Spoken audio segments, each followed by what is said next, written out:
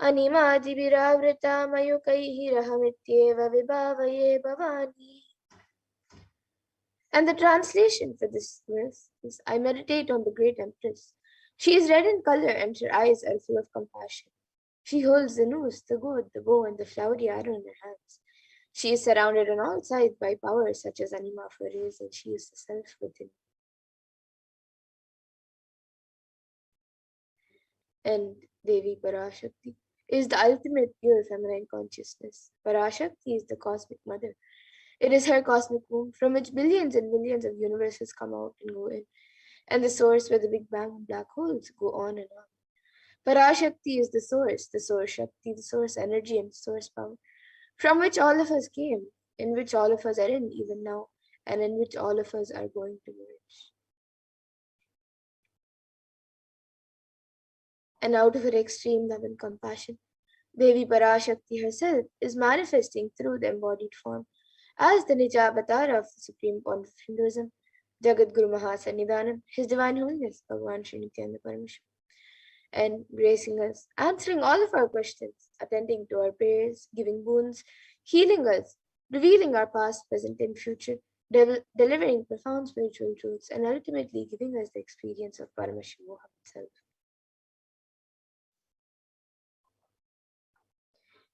Devi Parashakti beautifully reveals how she is manifesting as the supreme point of Hinduism, and she introduces herself.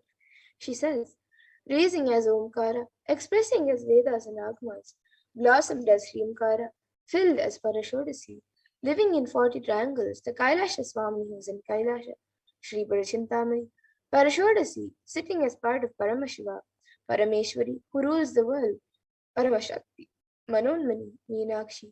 As Nithyananda, I took Nijavatara here to give good boons to everyone, to bestow all goodness. Hiranya Garbha Swarupini, Brahmanda Yoni, Shami, Chandramauli, Rapala, Aparna, Uma, Parvati, Savitri, Navayovana, Samraji Lakshmi, Parameshwari, Parashodasi, Meenakshi. Taking the form of Nithyananda, I came here as Nijavatara. With great compassion and blessing, listen people. To do good to all of you, I took the form of Nithyananda and came down as Nijavatara.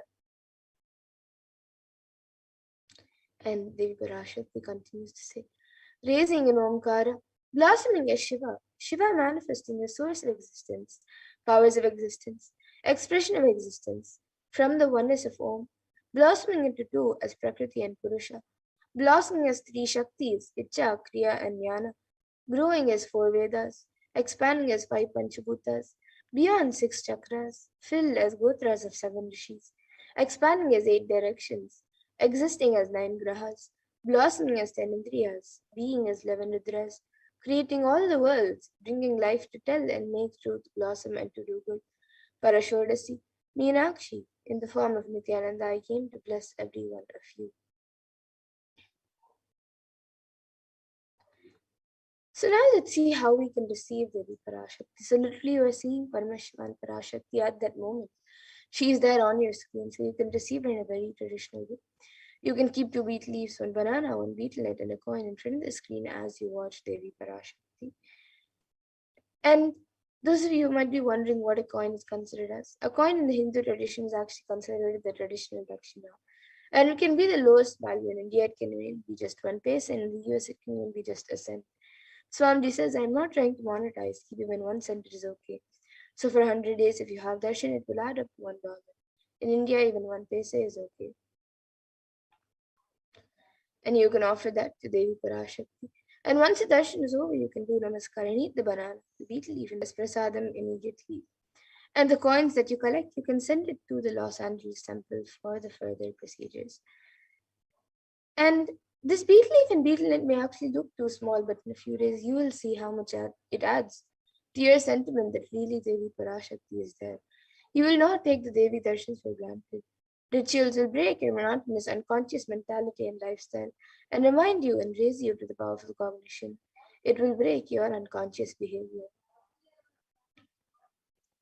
And you can all see how you can set up your tamplam. So you can arrange the beetle leaf, the beetlenet, the banana, and the coin on a plate and keep it in front of the screen as you watch Devi Parashakti. And You can also keep a few more additional items such as flowers, kumkum, turmeric, glass bangles, and a coconut. But the four basic items: the betel leaf, the betel nut, banana, and the coin. So you can arrange all the items in a plate. Keep it in front of the screen as you watch Devi Parashakti. And now with that, we come to a conclusion of this segment of the program, and we will now be moving to the next segment of this program where all of us will be learning who is Devi Parashakti and how to receive Devi Parashakti in a very traditional way. We'll be learning what Devi Parashakti has revealed in the Akashic readings. So please stay tuned for the next segment of this program, where all of us will be learning about the Akashic readings, what Devi Parashakti has revealed in the Akashic readings.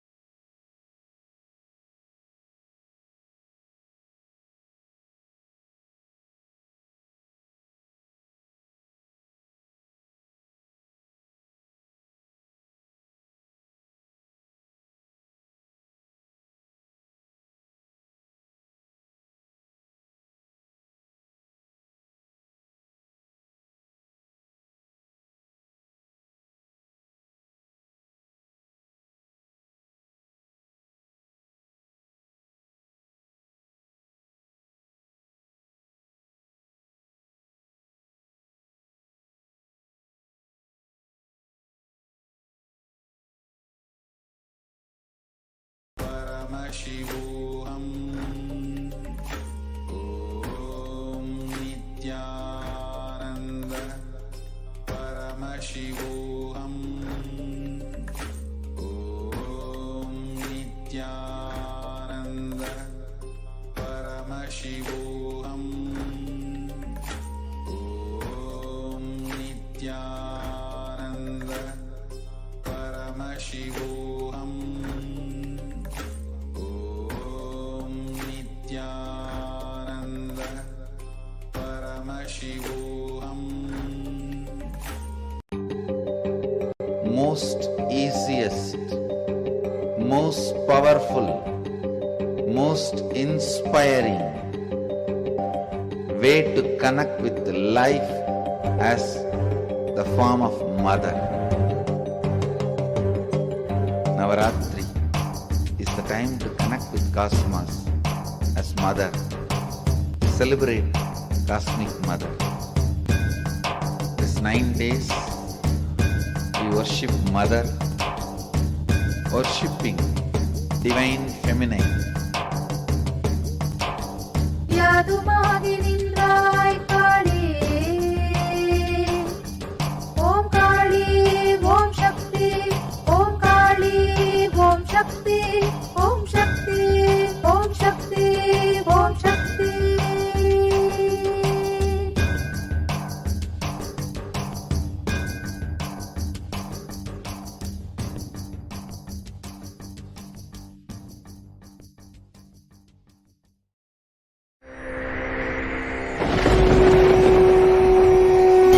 Ultimate divine descends in human body and expresses its extraordinary powers and experiences playfully. Sundareshwara is the embodiment of this statement. He is not Shiva as you understand, sitting in the Himalayas, frozen in the ice, in Samadhi.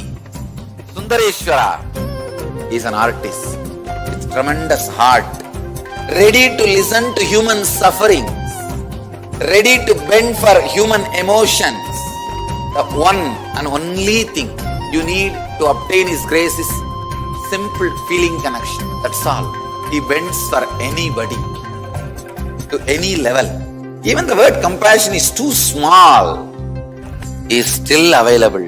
Even now, He is there.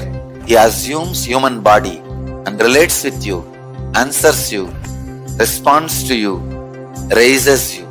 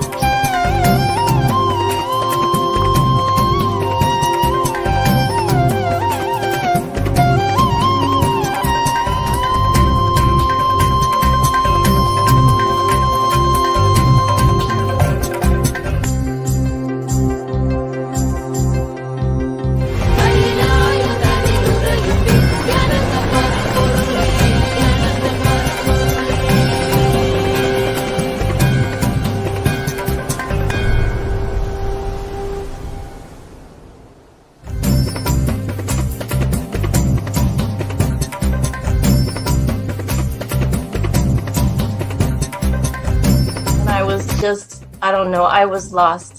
And then he was done speaking, and just tears just started pouring out of my face. I'm just like, ugh, I don't know what just happened. It was just like unbelievable, just unbelievable.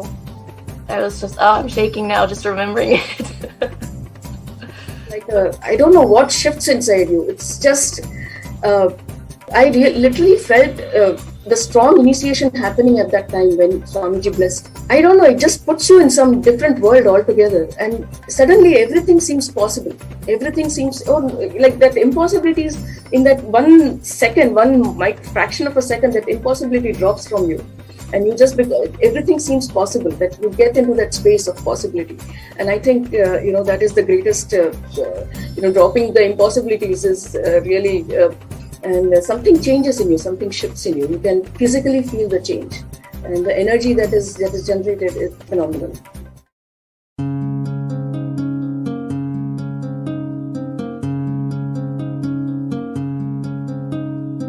There are some gods, 9 unknown gods. The moment you call, they will be there. Venkateshwara, Balaji. I tell you, people give so much for Venkateshwara because he does the job. He is the 9 unknown god.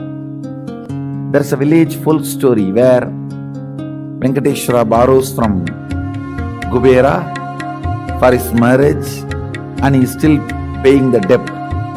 Venkateshwara takes the responsibility of reserve to reserve. This whole story, beautiful story of Venkateshwara, is an amazing concept. He is making Yaksha into Lakshmi. He is making the reserve to reserve. It's an amazing truth.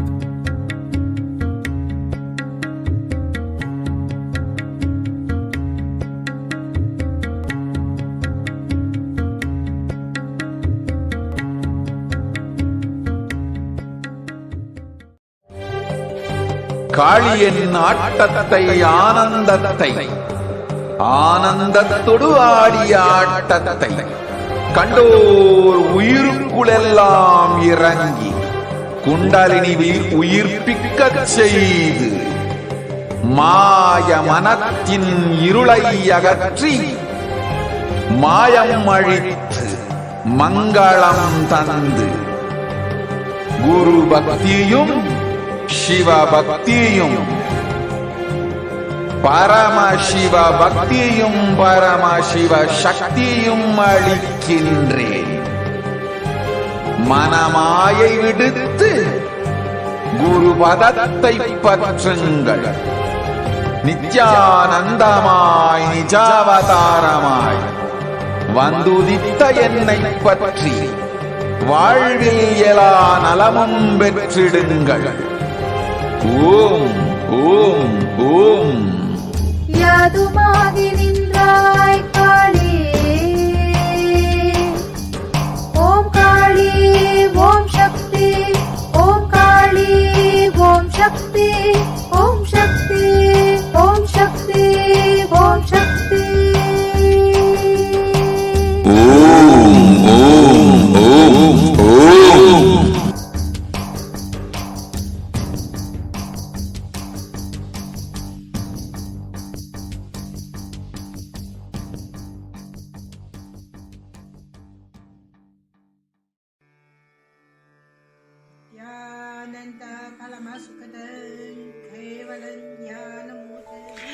Here is the Australia Kailasa. How can I be so lucky and have a happy life in Kailasa? It's a long story. My name is Li Qi. My guru is His Divine Holiness Bhagwan Nithyananda Paramashivam.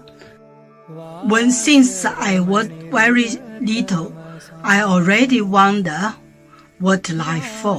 I really want to know the result, the reason. A long time ago, I think if I earn enough money, I will be very happy person, and then life is for happy.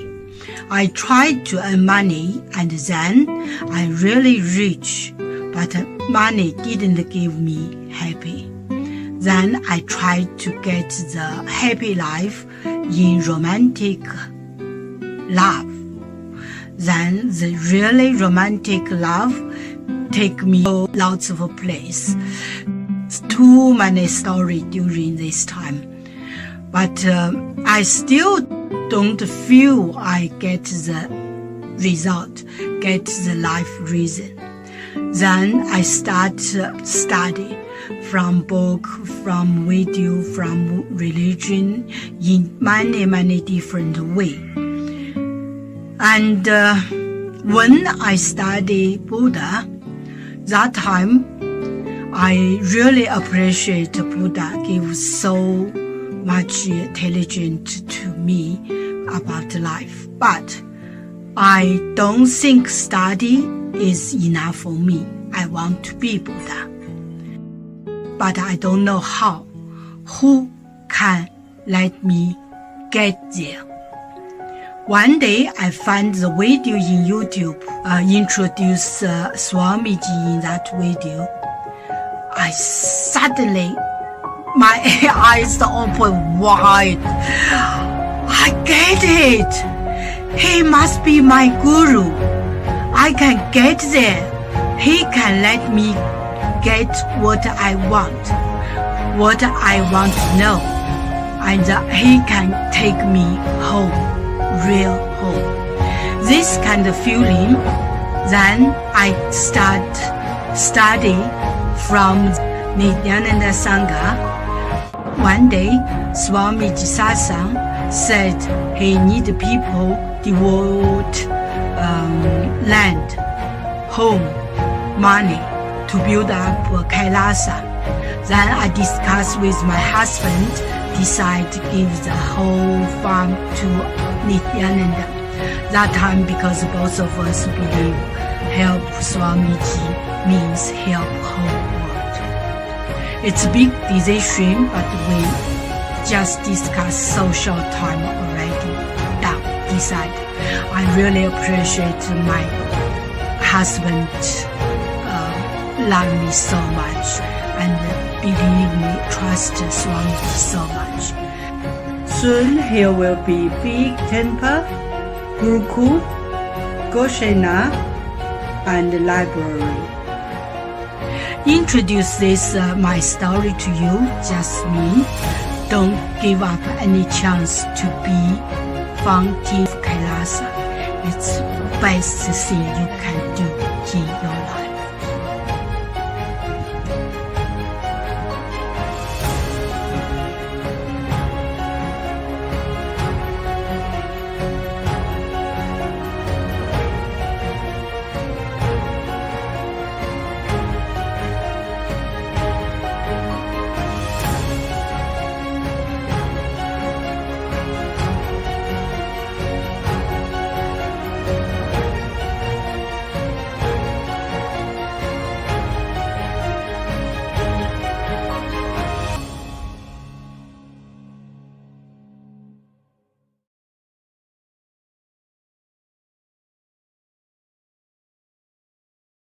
Just be alive for next 3 years. Don't die within next 3 years.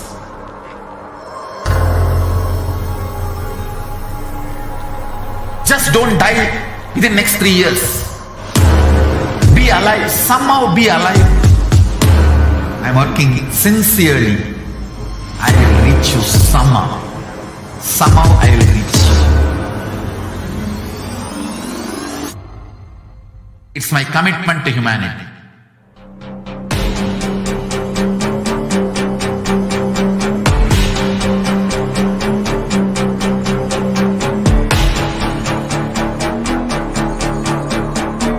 Just don't die within the next 3 years. I will reach you wherever you are, whichever corner of the world you may be. I will reach you with enlightenment. You manifesting the space, state, powers, being Paramashivoham. It is possible, and it is possible for you.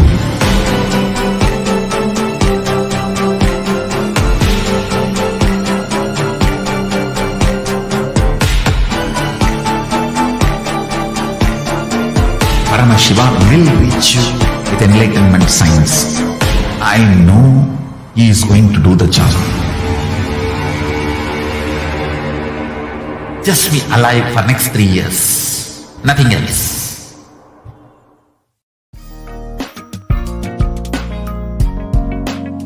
We get you health.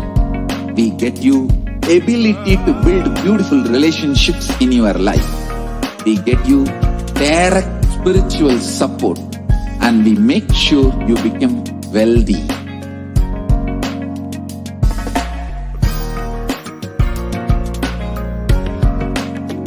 We won't stop giving you just good life. We will literally not stop till you live enlightened life. Manifesting the state of Paramashiva, space of Paramashiva, powers of Paramashiva, being of Paramashiva.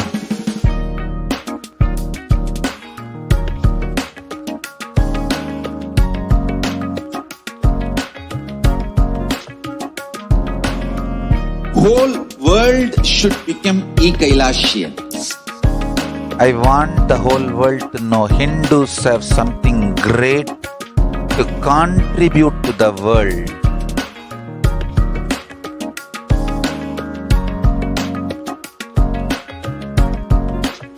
We have something great to contribute to the world. Let us do that.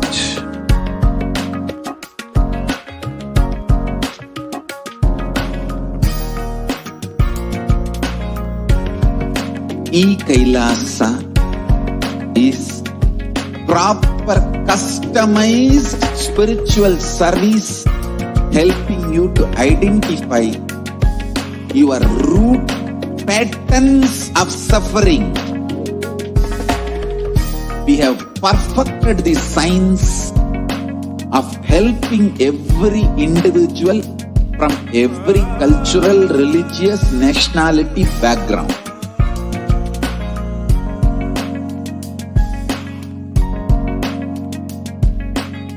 You will have lowest reactionary assumptions, highest awakened response, alive response for life continuously.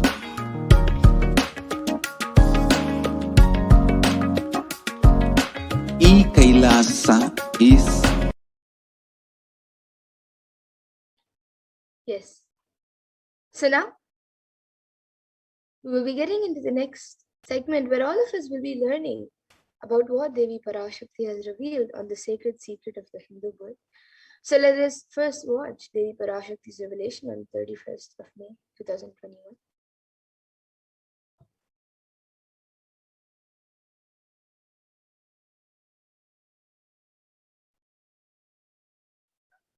நன்றாய் கேட்டுக்கொள். உன் கேள்விக்கு உன்மூலமாய் உலகெங்கும் இருக்கும் இந்துக்கள் எல்லோர்க்கும் அளிக்கின்றேன் உத்திரம். கேட்டு வாழ்ந்தால் உங்கள் வாழ்க்கை பத்திரம். நன்றாய் கேளுங்கள். பிறப்பின் ரகசியத்தை பிறப்பிலா பெருமை உடைய பரமேஸ்வரி சொல்லுகின்றேன் கேளுங்கள்.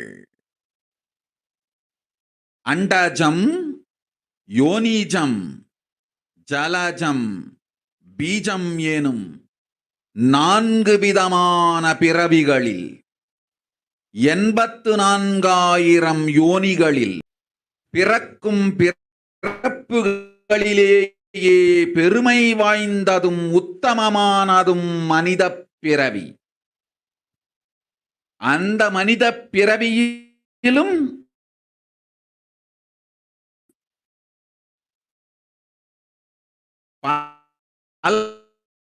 பலமுறை பிறம் காமம் எனும் ஆசைகள், துக்கங்கள், அச்சங்கள் அனைத்திலும் அழன்று உழன்று இனி வேண்டாம் இப்பிறவி, வேண்டுவது மோட்சமே என்று முடிவெடுத்தோர்க்கு மட்டுமே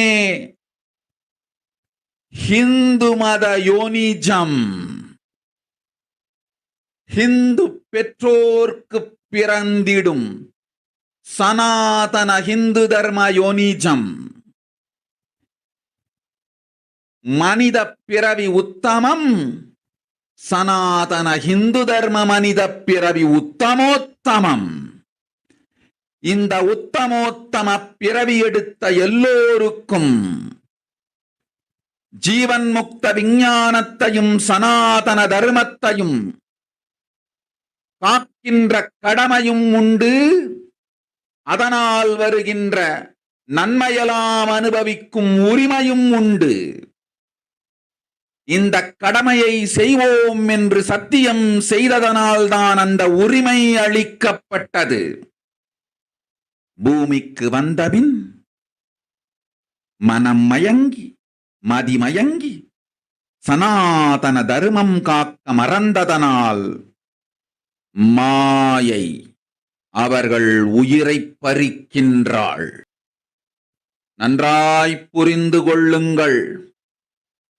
உயிரை கொடுத்தாலும் தர்மத்தை காப்போம் என்று உறுதி எடுத்தவர்க்கே சனாதன இந்து தர்ம யோனிஜம் அளிக்கின்றேன் யான். உடல் பெற்ற பிறகு ஊழிப் பெருவலியால் ஆசை அச்சங்களை உதறவிடாது, உதறியும் விடாது சனாதன இந்து தர்மம் காக்க மறந்தோரை உயிர் வாழத் தகுதியில்லாதவர் பட்டியலில் உடனடியாய் மாயை சேர்க்கின்றாள். அதனால் ராட்சசர்களும் அசுரர்களும் தானாகவே இவர்கள் உயிரை எடுக்கின்றார். நன்றாய் புரிந்து கொள்ளுங்கள். உயிரை கொடுத்தாலும் தர்மம் காப்போம் என்று நிற்பவர்க்கு நிலைத்திடும் வீரஸ்வர்க்கமும் கைலாச பதவியும், எக்காரணம் கொண்டும் தர்மம் காக்க மறந்த உத்தமோத்தம ஜனனமான சனாதன இந்து ஜனனம் பெற்ற மக்களுக்கு இல்லை வேறு கதி. சனாதன இந்து தர்ம மனித ஜனனம் உத்தமோத்தம மனித ஜனனம்.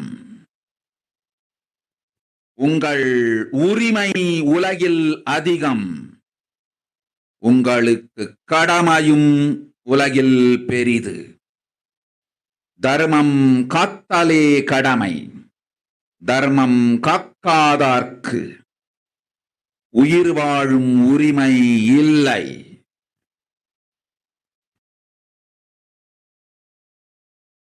நன்றாய் புரிந்து கொள்ளுங்கள்.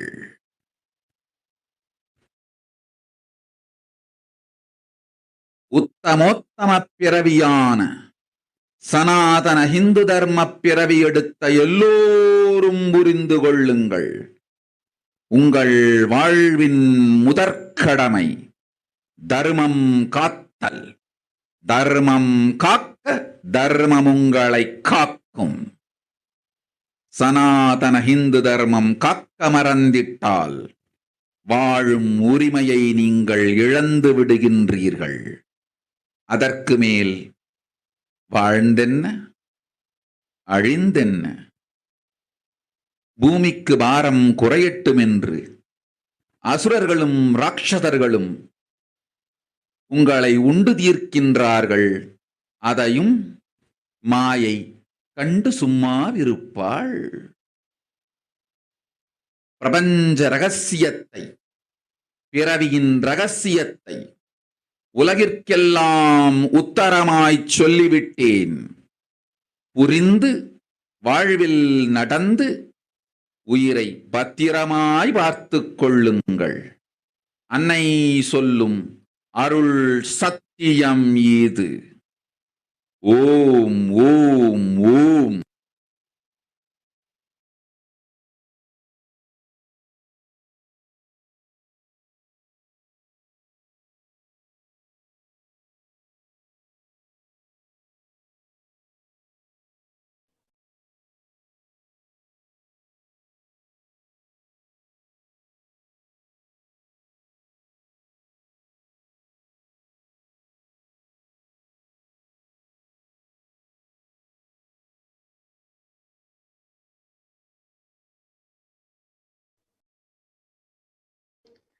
Yes.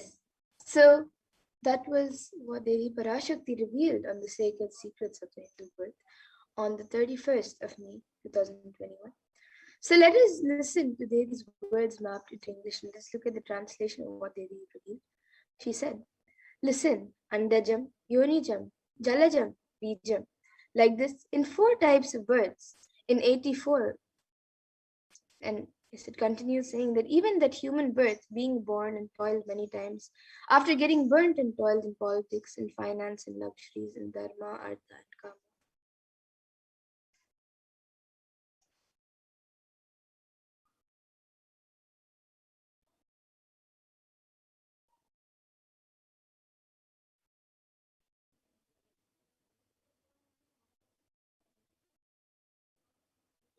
And those who decide of not wanting this birth, wanting only moksha, only those will have Hindu Dharma Yonijam, the Sanatana Hindu Dharma Yonijam of being born to Hindu parents.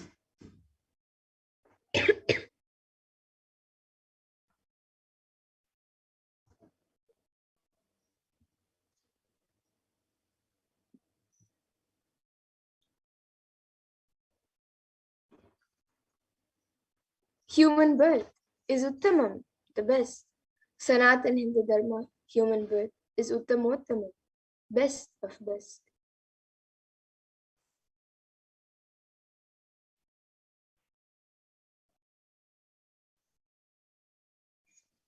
So you can see how the Parashakti reveals the sacred secrets behind the Hindu birth. Everyone who took the Uttamottama birth has the responsibility of protecting the science of living enlightenment and Sanatana Dharma.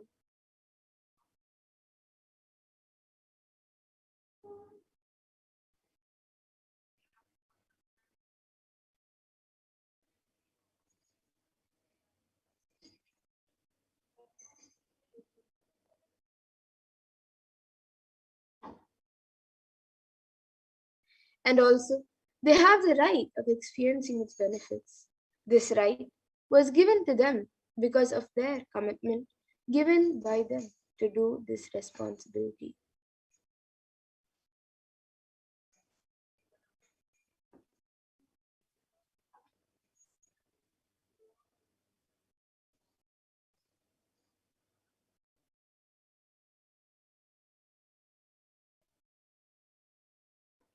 After coming to Bhuloka, by getting mentally deluded and forgetting the dharma of protecting Sanatana Dharma, Maya, she is taking away all their souls.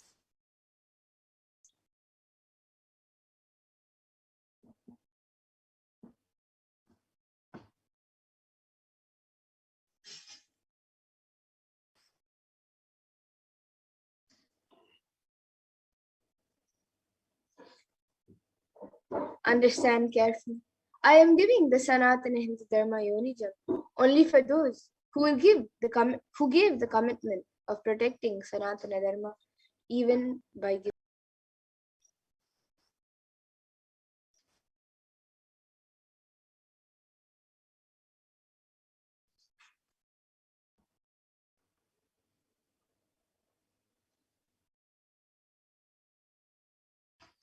After getting the body because of painful deluge, not dropping fear and greed, for those who forgot to protect Sanatana Hindu Dharma, Maya, she will immediately add them all to the list of those who are not worthy of living.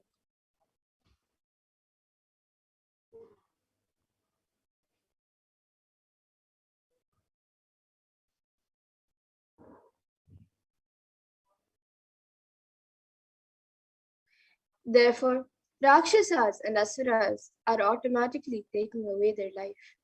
Understand properly. For those who stand that even by giving their life, they will protect Dharma, will permanently have Viraswarga and Kailasa Padavi.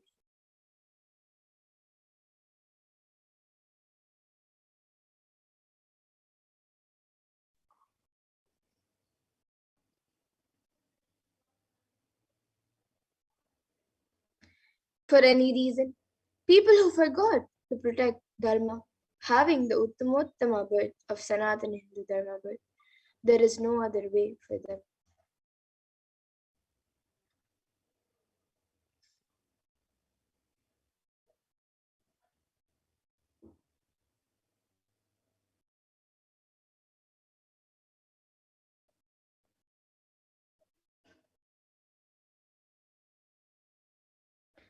Sanatana Hindu Dharma, human birth, is Uttamottama human birth. Your rights in this world are immense. Also, your responsibility in this world is large. Protecting Dharma is responsibility.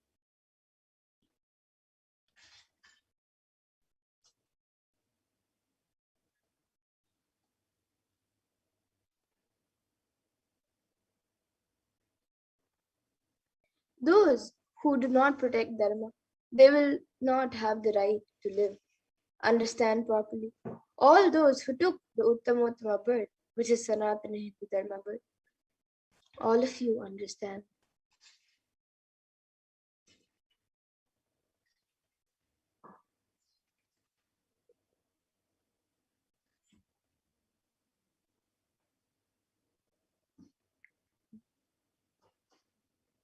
The first responsibility of your life is protecting Dharma.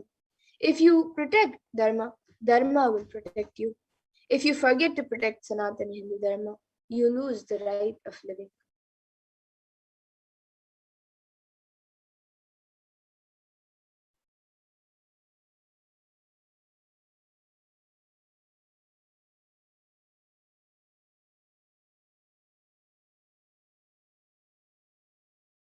After that, what bothers whether you live or get destroyed?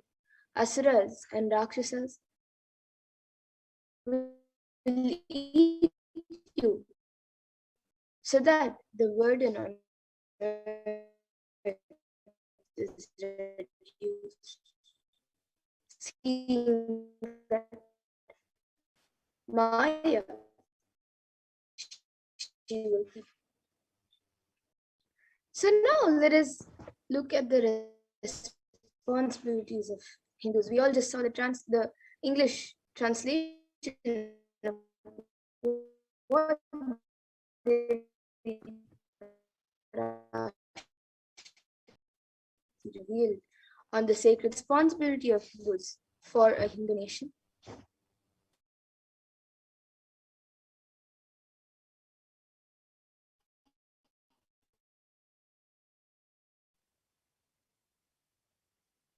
So let us understand what is the responsibility of Hindus as revealed by Devi Parashakti. Progressive indigenous spiritual traditions. And it is an open framework model of civilizations, of a civilization that stands for global peace, vegetarianism, non-violent yoga, worship of nature, temple-based living, then the manifestation of spiritual powers and inherent divinity of every being.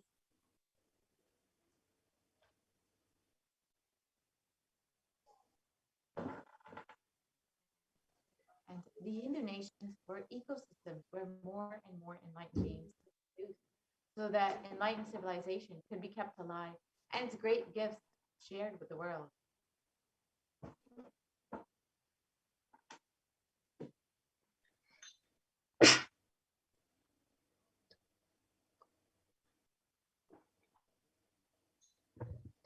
So now let us see the reference of Hindu nations from the Hindu scriptures.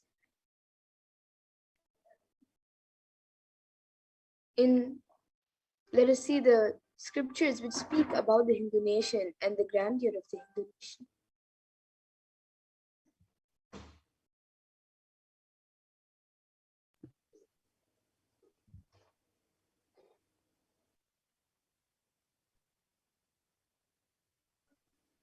So the first was the Rama Rajyam, which was the Hindu nation ruled by Bhagwan Rama. There was no widows to lament, nor there was any danger from wild animals, nor any fear born of diseases. The world was bereft of thieves and robberies. No one felt worthless, nor did old people perform obscurities concerning youngsters. Every creature felt pleased. Everyone was intent on virtue, turning their eyes towards Rama alone. Creatures did not kill one another. So this is from the Valmiki Ramayana Yuddha Kanda. And the description continues on.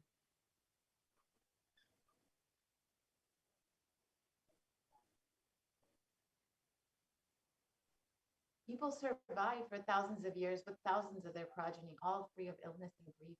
The trees there were bearing flowers and fruits regularly, without any injury from pests or insects. The clouds were raining in time, and the wind was delightful to the touch.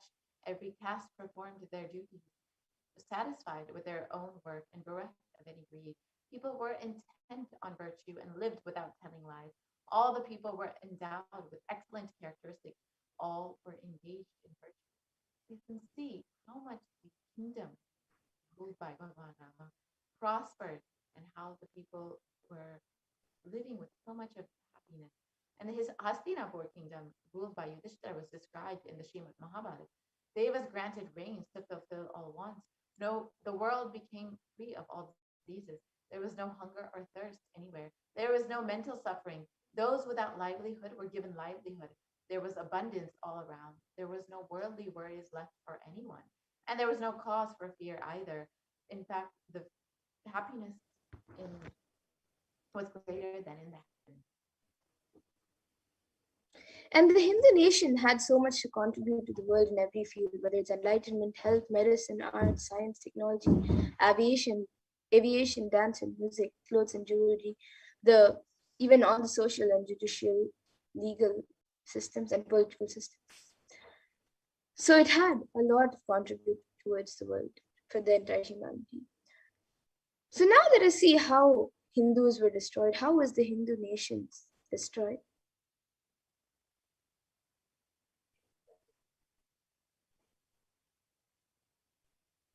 Over the course of 1,000 years, Hindu nations and Hinduism have been completely destroyed, such that now we do not even have a single Hindu nation except the revival of the original Hindu nation.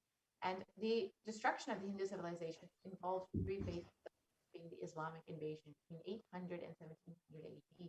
This was the physical destruction of the Hindu civilization, and it's described by Will Durant, the Mohammedan conquest of India is probably the bloodiest story in history. The Islamic historians and scholars have recorded with great glee and pride these slaughters of Hindus, forced conversions of women, abduction of Hindu women and children to the slave markets, and destruction of Hindu temples carried out by the warriors of Islam over the course of 900 years.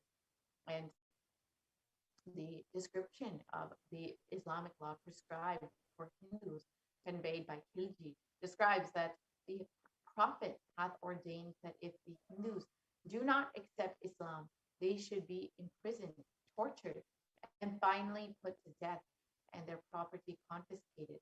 To keep Hindus in abasement is especially a religious duty because they are the most inveterate enemies of the Prophet. And the Islamic invasions over the course of the 900 years involved 200 million slaughtered, Hindus being slaughtered, 100,000 temples destroyed, and over 1 million deities and scriptures destroyed.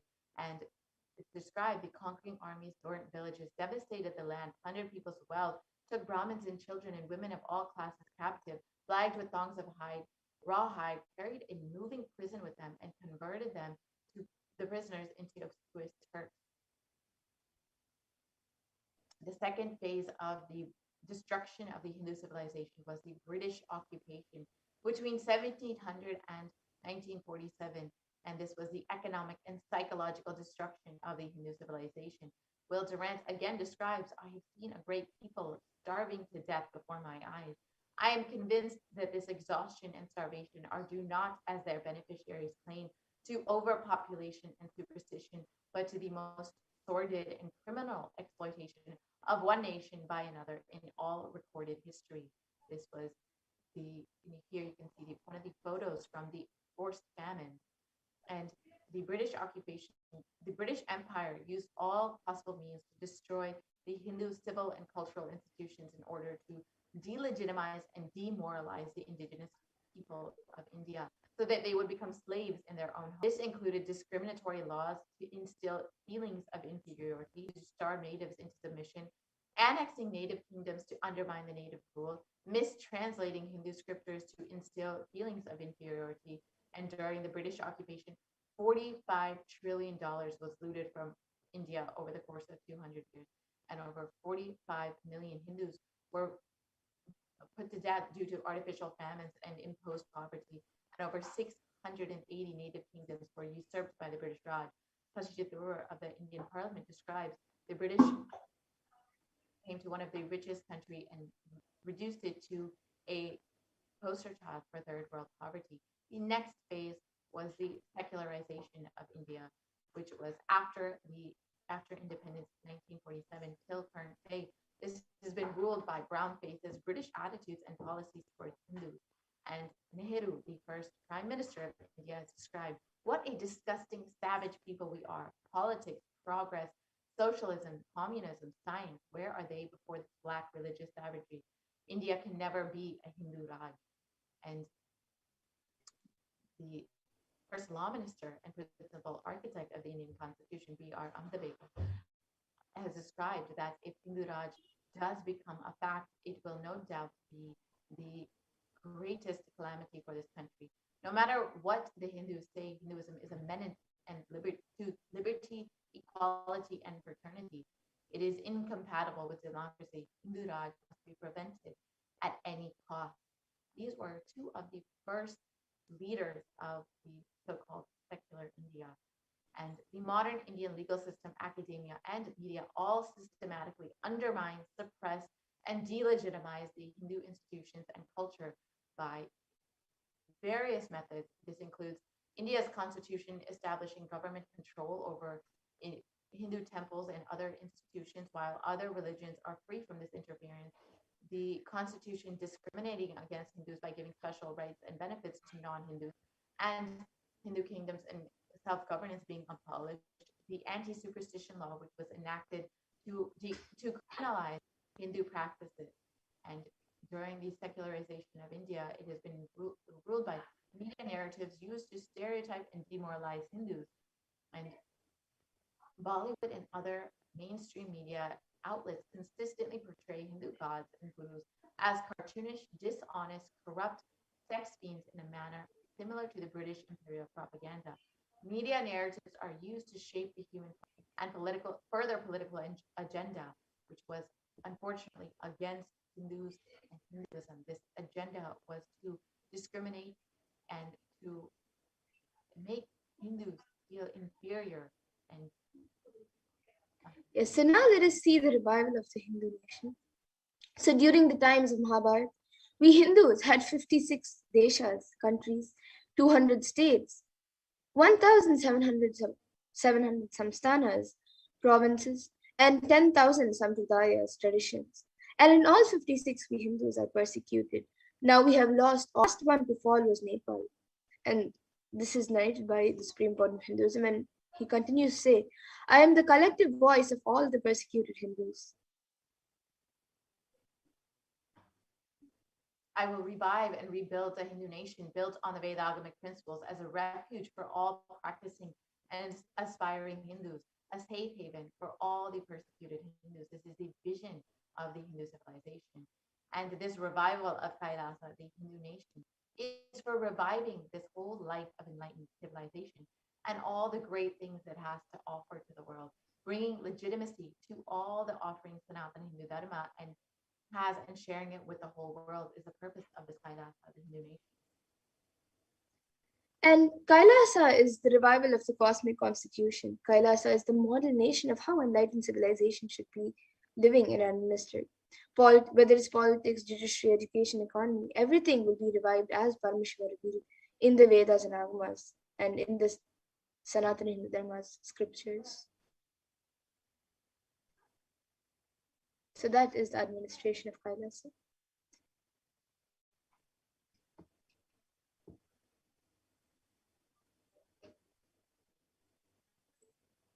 And being one of the most persecuted civilizations, Hinduism is on the brink of extinction, such that the next generation may know about Hinduism only through history books. So what can we do to stand up for the Hindu civilization and all that it has to offer to the world?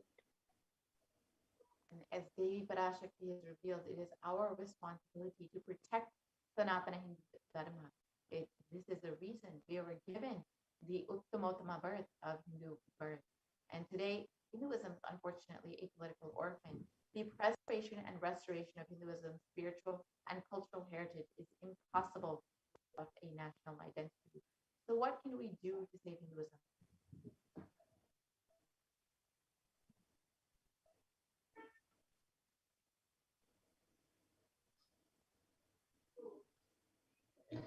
So let us all reclaim our Hindu identity. You can learn how to reclaim your Hindu identity. As Devi Parashakti has revealed, we have been given this Hindu birth because we have taken the responsibility of protecting Sanatana Hindu Dharma and protecting this whole enlightenment science. It is our responsibility to reclaim our Hindu identity and fulfill our responsibility to protect Sanatana Hindu Dharma. And unfortunately, because of delusion, we have forgotten this responsibility. But we need to remember, Hinduism is responsible for our successful life. If you are a Hindu and you are happy, healthy, wealthy, rich, successful, respectable, have a stable family life, and have the best mental setup, you need to understand that Hinduism is responsible. The Hindu identity is responsible. The Hindu scriptures are responsible. It is the Hindu scriptures which have given us the best mental setup. All the best things that we Hindus have has come from our Hindu scriptures. And Hindus are the richest and most community in the world. Hindu scriptures, the Hindu lifestyle, and are responsible for this. And an article by Hindustan Times also says that Hindus are the most educated religious group in the US.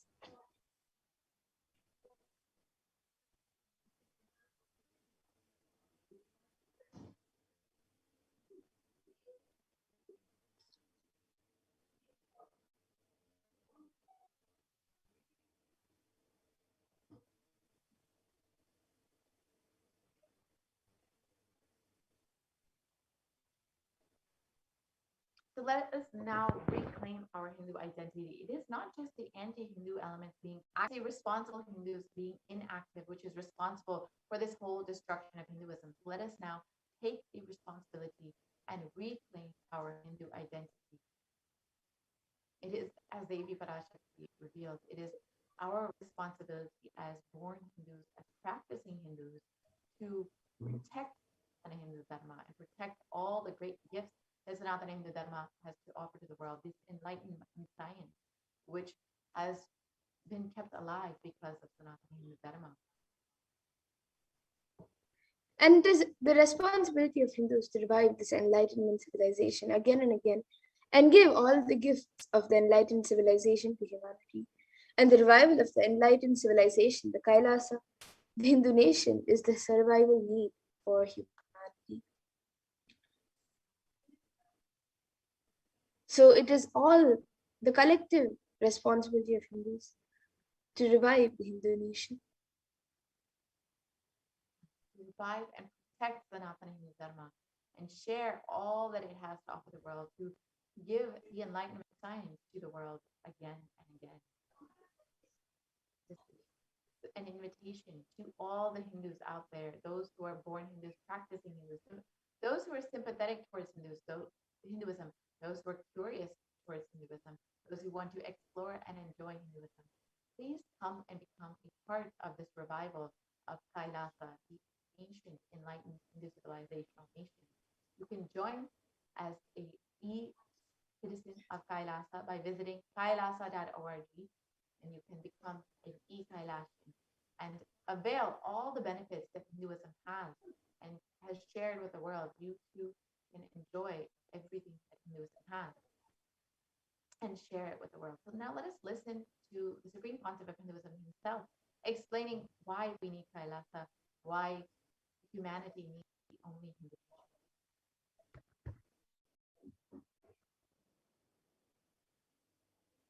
Contribution. Hinduism, Veda Agamas have great things to contribute to the world.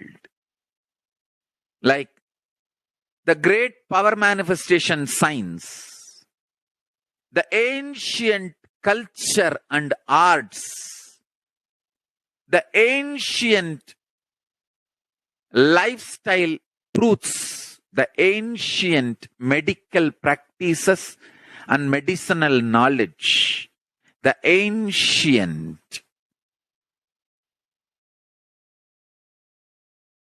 indigenous cultural heritage and jewelry, perfume, dance, music. In every level, Hinduism has so much to contribute. Veda, Agamic traditions have so much to contribute. To share all this with the world, to contribute to the world.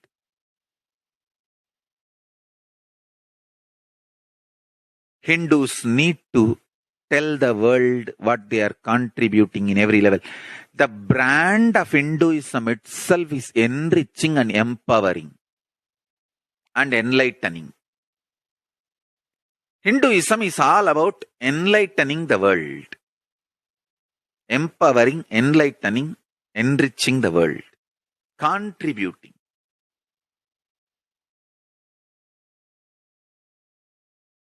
That is our spiritual life. That is our spiritual strength. That is our spiritual core principle. O humanity, I request you with folded hands, some one corner of the world, if you just give me few hundred acres, I will keep this whole science alive. Humanity freely. Fortunately, Paramashiva has given me the power to decode all this Hindu medicinal system, Hindu judiciary system, Hindu social law and order system, Hindu power manifestation system, Hindu mental sciences system, Hindu yogic sciences, the sciences of Hindu biology, Hindu physics, Hindu psychology, Hindu physiology, Hindu chemistry, all this Paramashiva has given me the power to decode. Whatever the remaining scriptures are available with the humanity, Paramashiva has blessed me, and I have collected. Not only I have collected and organized, I can decode. This whole science can be kept alive in any one corner of the world. Just few hundred acres are given for me to live peacefully and exist peacefully. I can store this whole thing alive and contribute it to humanity. Humanity can become better and better and better. I can make the planet Earth so much better place to live. I am here to contribute, and I will continue to contribute.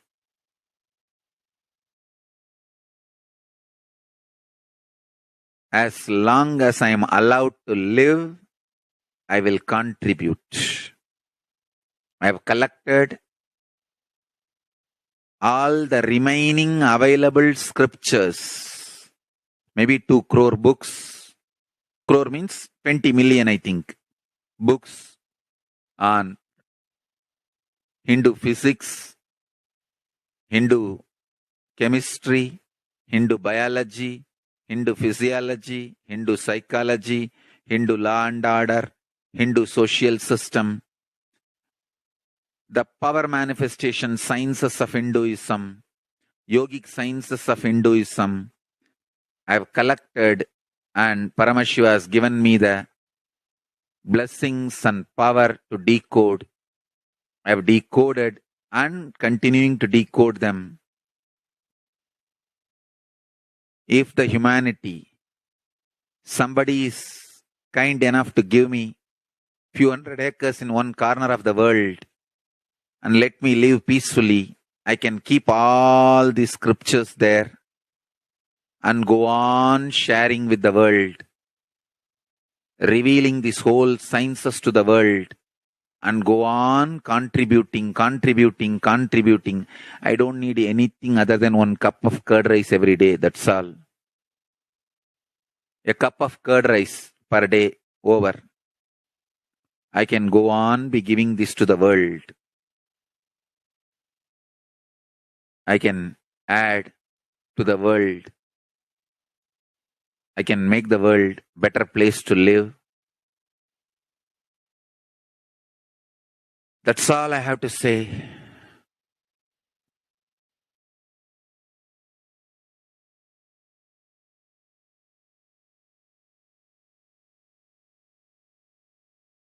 Thousands of medicines are described detail in ancient Siddha and Ayurvedic scriptures.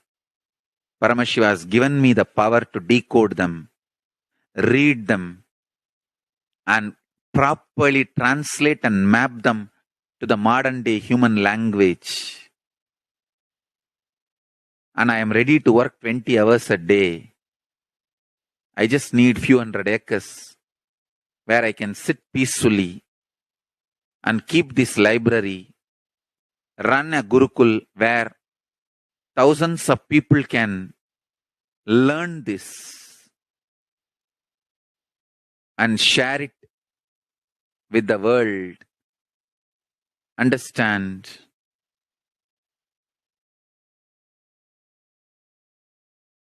I am only interested in contributing.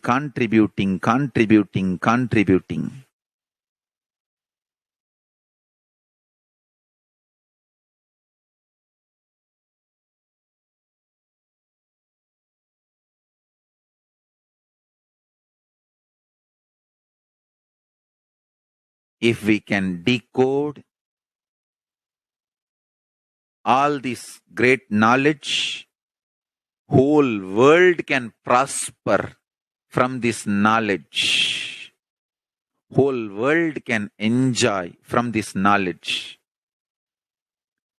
If I prosper, I will only create a university. I will not create anything else. If the Hindus prosper, they will only create education institutions. Because Hinduism is all about giving, contributing. If I create university, that's all. Kailasa is all about university to decode the ancient sciences and share with the world. Understand?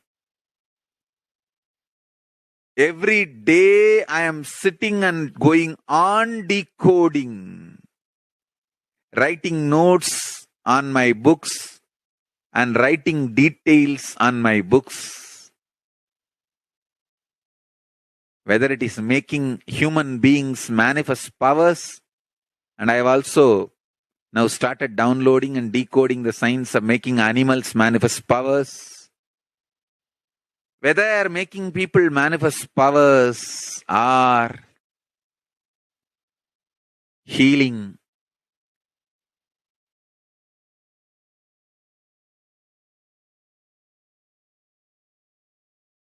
in every level, life is all about contribution.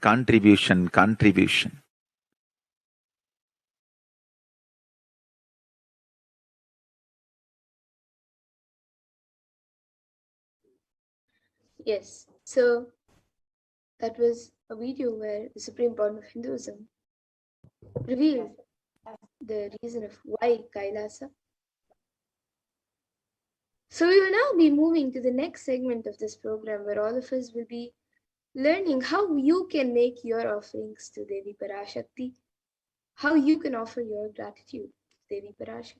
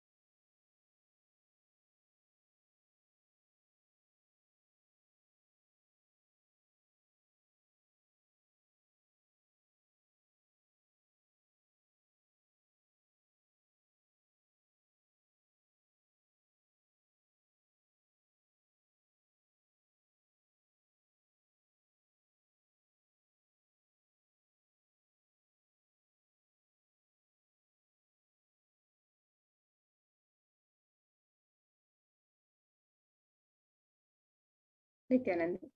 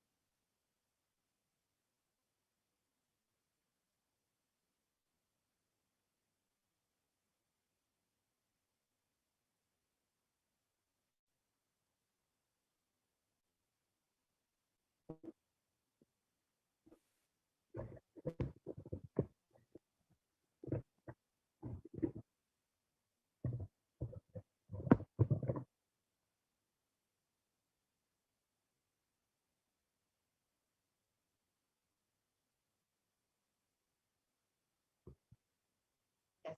Now let us enter into this next segment and understand the various offerings that we can make to Devi Parashakti.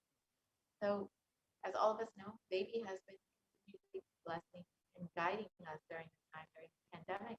And if you are just overflowing with gratitude for your divine cosmic mother, you are welcome to stay tuned to this next segment and understand some of the various offerings that you can make to Devi. Each of these is just an opportunity to offer your love and gratitude to Devi Parashakti. So now let us enter into this segment and understand what are the various offerings available to make to Devi.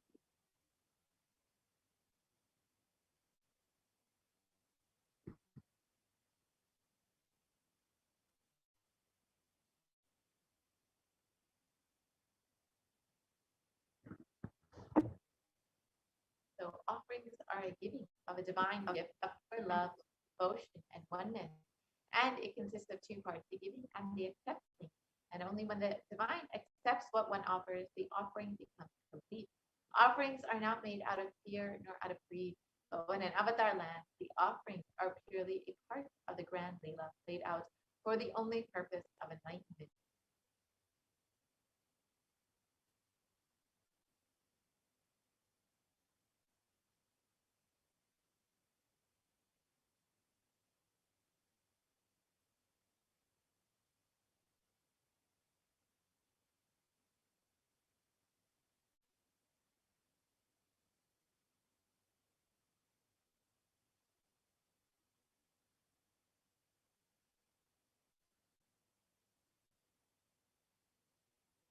Here we have the Dhyana Shloka for Devi Parashakti to invoke the presence of Devi.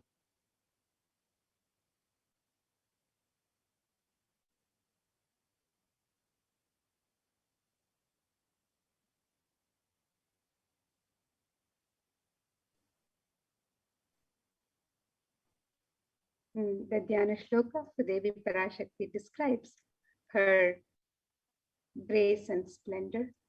And let us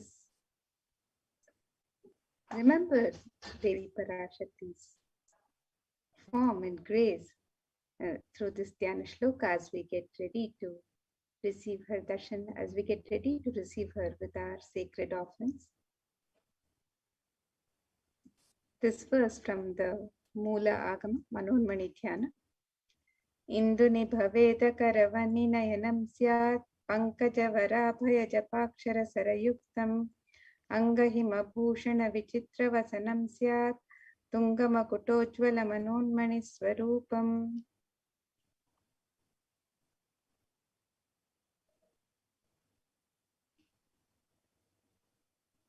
And the translation for this verse, it says, moon-like face holding the Veda books on hand, fire and eyes, with flower gracing and blessing hands, and one hand with japamala, beautifully decorated with jeweled ornaments in wonderful clothes and a shining crown. Her name is Manonmani.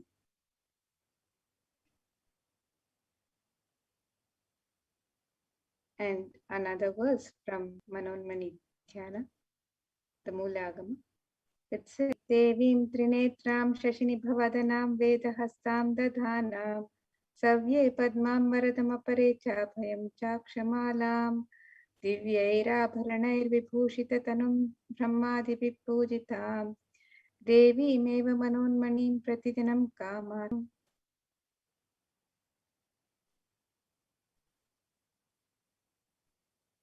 And this verse describes, I meditate on Devi with eyes glowing like a moon and holding the Veda lotus and gracing with blessing and gracing hands. She is wearing beautiful ornaments. She is worshipped by Brahma and other many gods and showers auspicious boons for all actions every day.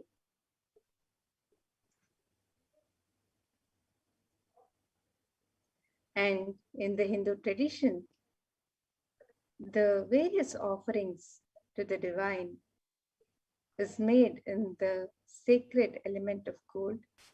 So let us see the scriptural references for the significance of the divine element of gold. The Atharva Veda describes Treda Jatam Janmanedam Hiranyam Agnirekam Priyatamam Babhuva Somasyaikyam and Sitasya Parapatata Apamekam Veda Samreta Ahutatte Hiranyam Trividastvavai Vishe. The translation for this verse. It says, triply born by birth is this gold. From the atoms of Agni is one. It becomes dearest to Agni. One fell away from the Soma when it was heard. One they call the seed of virtuous and powerful Apa, the watery molecules. Let that gold be for your long life. Gold is a divine element in the Hindu tradition. It purifies anything that it touches. It is an element of great spiritual significance and spiritual power of healing and enlightening. The vibration of gold has the power to infuse sattva energy and positive thought currents in anyone who wears and anyone who sees or operates in its vicinity. Gold is present in all the scriptures in the Agamas, Vedas, Shrutis, Smritis, Itihasas, Puranas. In all the Hindu scriptures, it is abundantly displayed that gold is the most auspicious and purest metal, which purifies our being.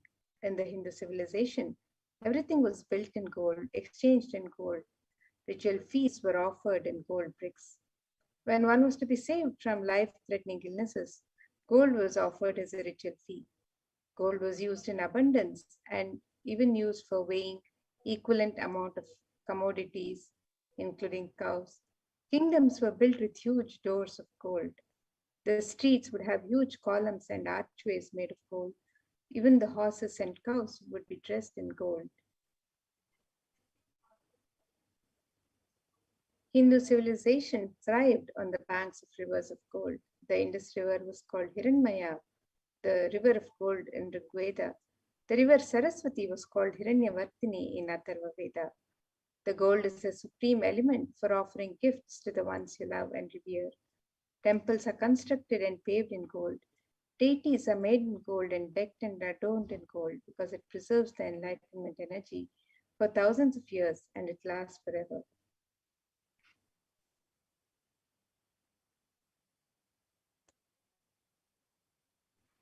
So let us now see the various traditional offerings that can be made to Devi Parashakti on the website www.kailasamailer.com/sevas. And Devi is described as the one who is fond of true devotion. This verse describes Devi's love for true devotion.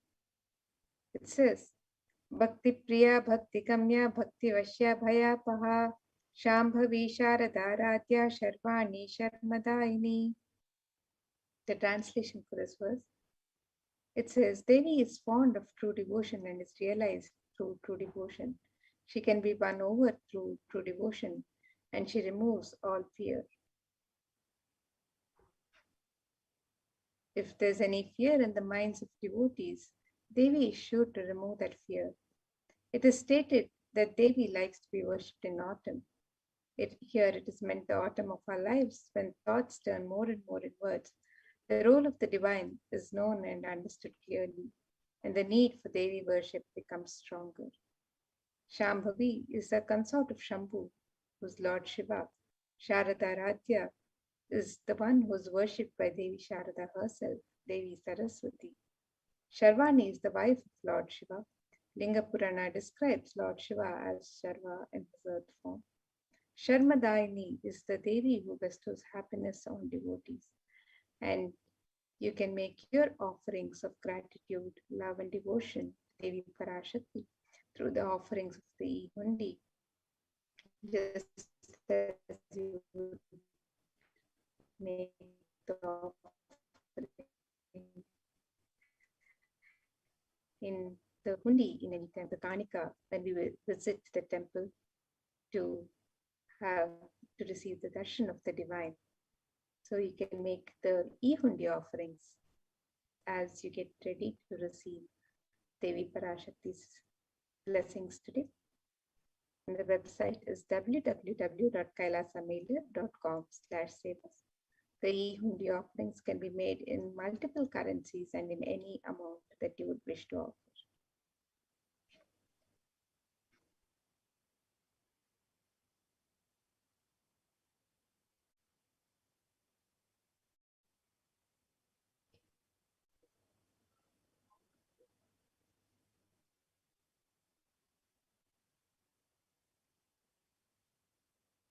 The next offering that we have is the offering of Sankalpa chanting Devi Parashakti. Before you start anything in your life, or you enter into something new, or if you want to just manifest something in your life, you should always set a conscious an intention of exactly what it is you want to manifest. When you offer your conscious resolution to Devi Parashakti, you will be blessed with Devi's overflowing energy to manifest exactly what it is you want in your life. And it is stated in the Devi Mahatmya that the goddess enchants this universe, and she herself gives birth to this universe. That goddess being great without interest in anything gives that knowledge that leads to salvation and gives wealth in the materialistic sense. So anyone who offers this conscious resolution, this sankalpa to Devi Parashakti, will be blessed with the fruition of all their desires.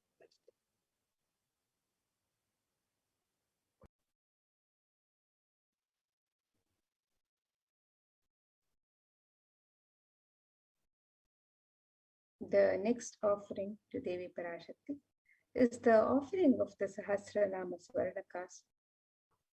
And in the Lalita Sahasranama, Devi Parashakti is described as Nama Parayana Prita, she who likes the repetition of her various names. And in this offering of the Sahasranama Swarnakasu, the pure gold coin inscribed with one of the 1008 sacred names of Devi Parashakti, each coin inscribed with one of her sacred names. This is a very special and unique archana offered to the Mahameru of Devi Parashakti. and offering today in any of 3 different denominations, and you can offer any number of coins as you would like, and each coin inscribed with the divine qualities, the Ananta Kalyana gunas of Devi Parashakti. And this offering blesses you with imbibing the divine qualities of Devi Parashakti herself, the Ananta Kalyana gunas of Devi Parashakti herself.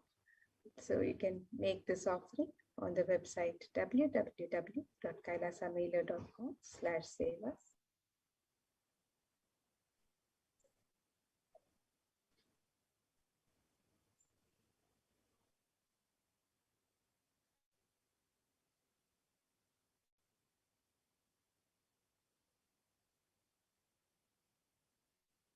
The next offering is the Mukta Agni, the finger ring with a pearl. And the pearl, Devi Parashakti is known to be adorned in pearls and very fond of pearls. And the pearl, of course, represents the compassion of Devi. And in this verse it states, I bow to the goddess Meenakshi, whose crown is garland of pearls, and the face shining like a full moon, who wears anklets that are studded with gemstones and has small bells, who is shining like the splendor of the lotus, who grants all the wishes, the daughter of the mountain, who is worshipped by goddesses Mani and Brahma. I remain ever bowing to the goddess Meenakshi, the ocean of compassion. So you can offer this finger ring with a pearl and be blessed with Devi's overflowing compassion and love in all of your business endeavors.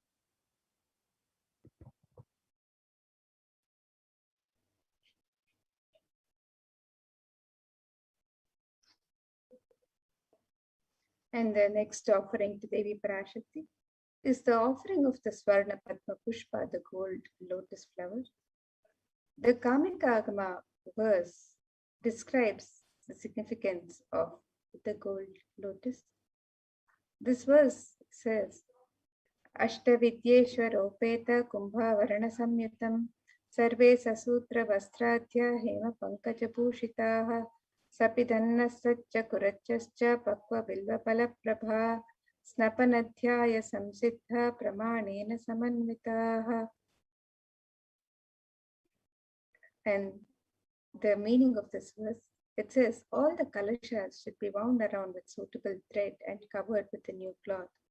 They should be adorned with the lotus flower made of gold. There are hundreds of scriptural references in the Hindu scriptures for using the lotus for the worship of Paramashiva. Almost everything in the worship of the ultimate involving the consecration of the deities of worship or meditating on the mudras and asanas used during worship, the lotus flower, the lotus leaf, the lotus pericarp, the lotus petals. The lotus is a divine flower in the Hindu tradition. The Shakti of Paramashiva is also called a lotus. The base of the Paramashiva Linga is a lotus. The disciple of Paramashiva is also considered a lotus, one who is about to bloom. You can offer the gold lotus in any of 3 different sizes as you would wish to offer, and be blessed to have the state, space, powers, and being of Devi Parashakti in your inner space amidst any and every adverse situations in life. And you can make this offering on the website www.kailasamailer.com/sevas.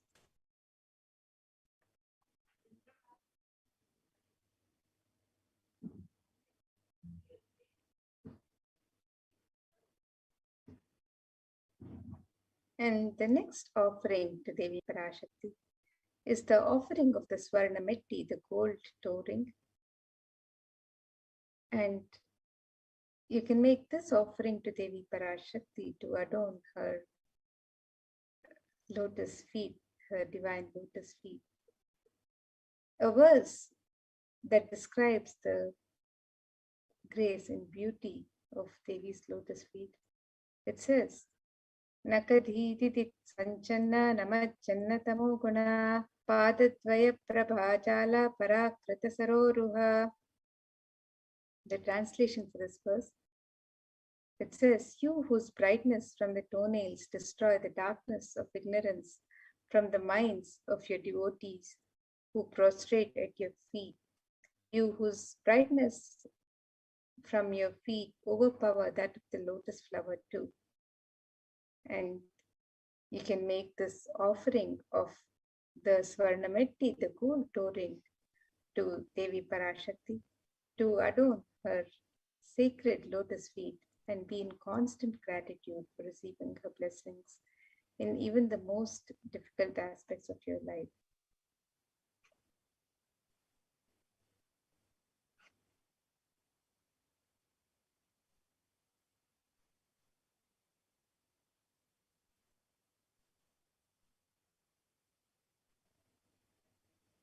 So you can offer this toe ring to Devi Parashakti to adorn her feet. The next offering is the Svarna Mantika, the gold hairline jewelry. And the Devi is described as Shuddha Saravi Varshini, the one who makes the nectar flow in all of our nerves from the Sahasrara. She who gives the very pleasant experience of the ultimate. The Mantika represents the nectar flowing from the Sahasrara chakra, which is fully open. So when you offer this Svarna Mantika to the feet of Devi Parashakti, you will be blessed with an overflowing Sahasrara chakra and experience the state of complete completion.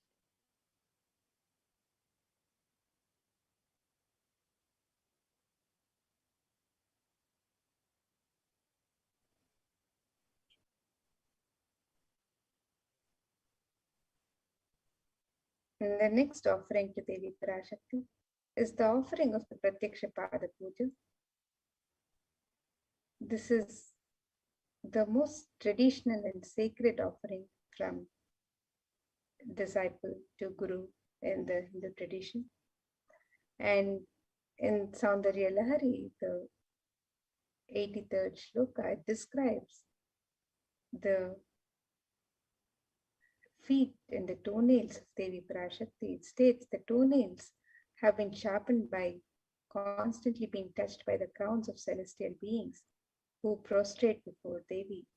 And she removes the ignorance, the tamoguna, the darkness of ignorance in the minds of the devotees who constantly prostrate before Devi, and they attain the ultimate knowledge.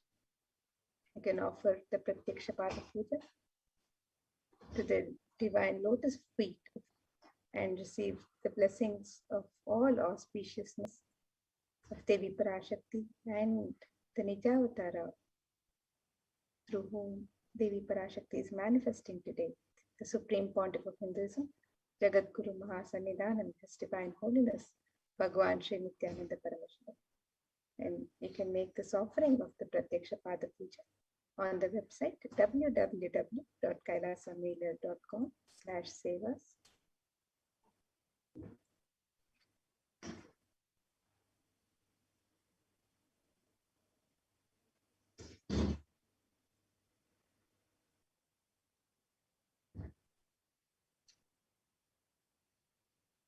The next offering that we have is the Vastra Seva, the offering of clothing during the Pada Puja to the feet of Swamiji. And you can offer the Vastra Seva to Swamiji, who is manifesting Devi Parashakti, and be blessed with the protection, full protection from both Swamiji and Devi on your path to enlightenment. And be blessed with all auspicious things in your life.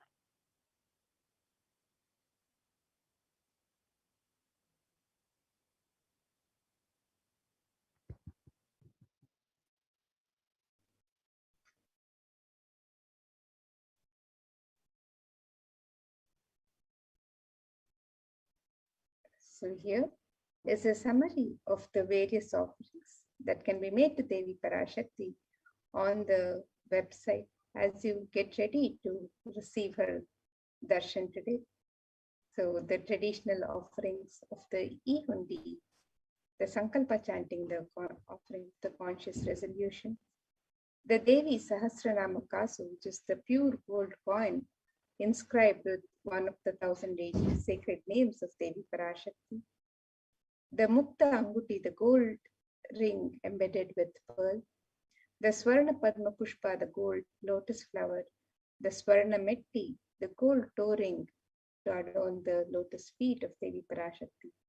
The Swarna Mangtika, the gold hairline jewelry representing the overflowing nectar from the Sahasrara.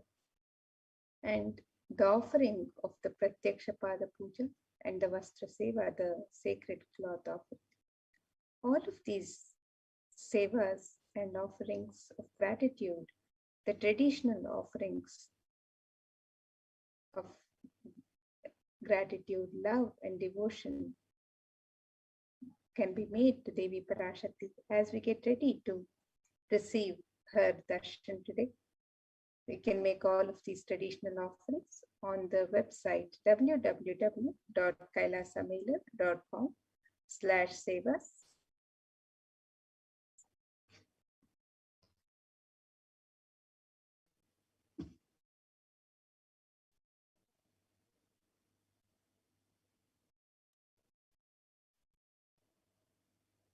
So here we can see the website www.kailasamailer.com/sevas.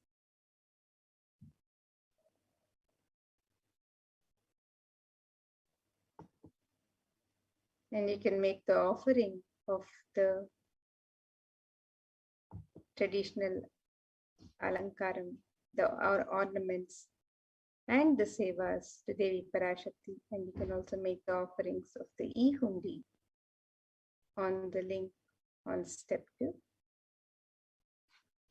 The e-hundi offerings can be made in multiple currencies: the US dollar, the Australian dollar, the New Zealand dollar, the Canadian dollar, the euro, the Indian rupees, the Singaporean dollar, the Malaysian ringgit, the Great Britain pound, and the Chinese yen. And you can make these offerings in any amount as you would wish to offer.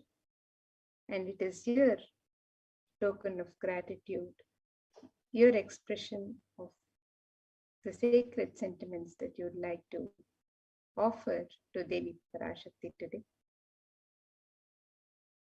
And if you'd like to make a traditional offering of any of the items of Alankar, the ornaments and items of worship, or if you'd like to offer any sevas, you can also offer these on the website. You can make the offerings of the Devi Sahasranama Kasu, the Mukta Anguti, the gold finger ring with the pearl, the Swarna Padma Pushpa, the Swarna Metti, the Swarna Mangtika, the Pratyaksha Pada Puja, the Vastra Seva. All of the traditional offerings can be made on the website www.kailasamailer.com/sevas. And again, here you have the website www.kailasamailer.com/sevas.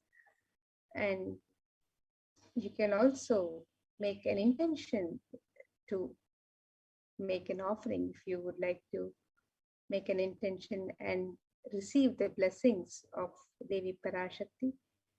To manifest your intention into reality, you can submit the form on step 1 to receive blessings to manifest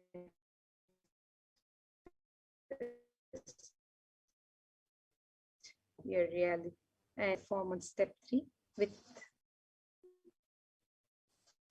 your name and the names of your family members, your prayer, your sankalpa to Devi Parashakti, and receive the blessings of Devi Parashakti for yourself and your family members when the puja and archanas are offered to Devi Parashakti.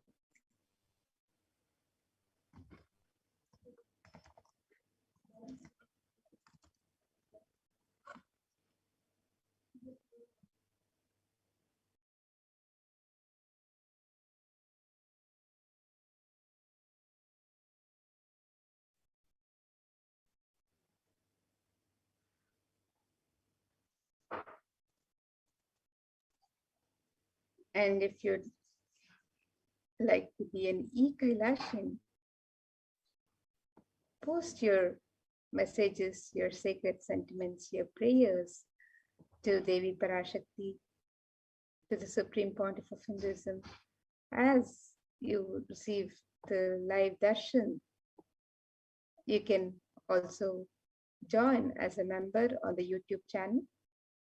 Become an e-Kailashian, show your support for Kailasha by becoming an e-Kailashian, and also post on the YouTube live chat your messages to Devi Parashakti, your prayers, your messages of gratitude and devotion. You can post on the live chat, on the YouTube live chat, on the channel, Kailasa's HDH Nithyananda YouTube channel.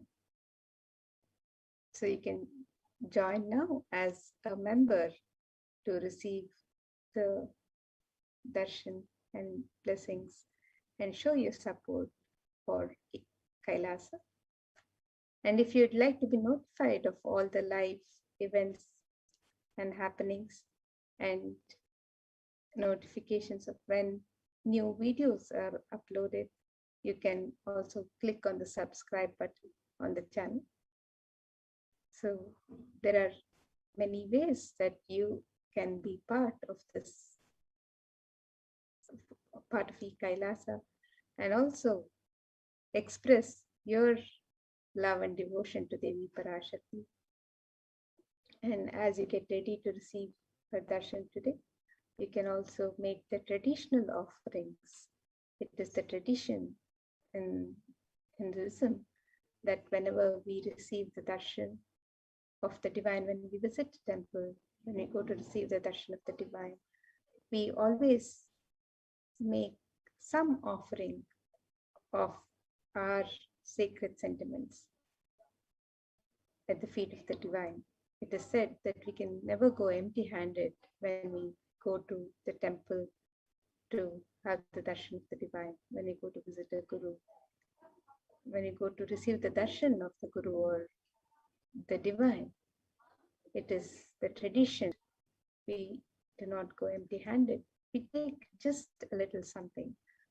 It could be just a coin, just a small offering, but it is the expression of our love and devotion. It is the sacred sentiments of the devotee to the divine. So you can make all of your offerings, the traditional offerings. You can express your sacred sentiments through the various offerings on the website www.kailasamula.com/sevas. And with this, now we'll get ready for the next segments of this program as we learn more about the various facilities being made available for the well-being of humanity as guided by the Supreme Pontiff of Hinduism himself, for the care and well-being of humanity through the various de facto spiritual embassies of Kailasa during this time of the pandemic. So let us get ready for the next segments and get ready to receive the darshan of Devi Parashakti.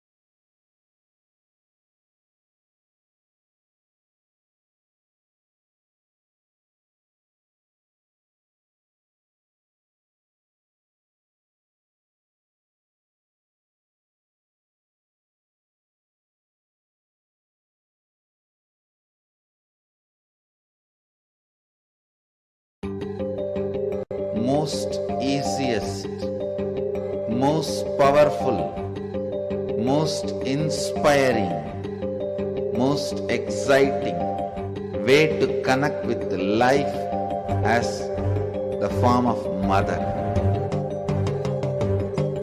Navaratri is the time to connect with Cosmos as mother. Celebrate Cosmic Mother. This 9 days we worship Mother, worshipping Divine Feminine. यादुमागि निन्द्राय काली ओम काली ओम शक्ति ओम काली ओम शक्ति ओम शक्ति ओम शक्ति ओम शक्ति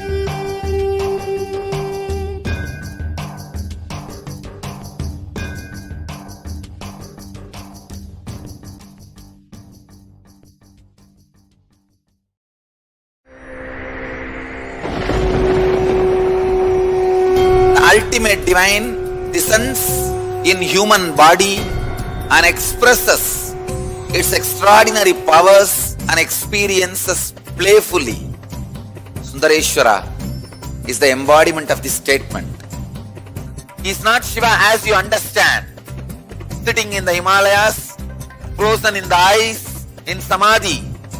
Sundar is an artist with tremendous heart, ready to listen to human sufferings, ready to bend for human emotions. The one and only thing you need to obtain His grace is simple feeling connection. That's all. He bends for anybody, to any level. Even the word compassion is too small. He is still available. Even now, He is there. He assumes human body and relates with you, answers you, responds to you, raises you.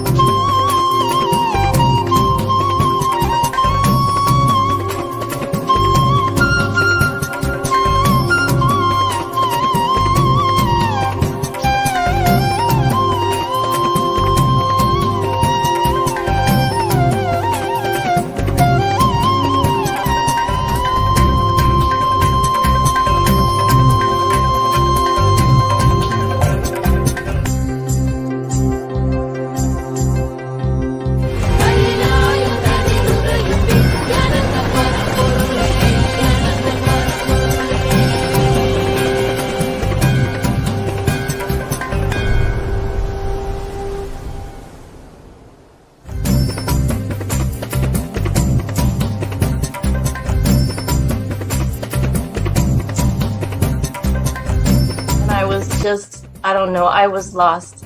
And then he was done speaking, and just tears just started pouring out of my face. I'm just like, ugh, I don't know what just happened. It was just like unbelievable, just unbelievable. I was just, I'm shaking now just remembering it. I don't know what shifts inside you. It's just, I literally felt the strong initiation happening at that time when Swamiji blessed. I don't know, it just puts you in some different world altogether, and suddenly everything seems possible. Everything seems, like that impossibilities in that 1 second, fraction of a second, that impossibility drops from you. And possible, that you get into that space of possibility. And I think, that is the greatest, dropping the impossibilities is really, and something changes in you, something shifts in you. You can physically feel the change.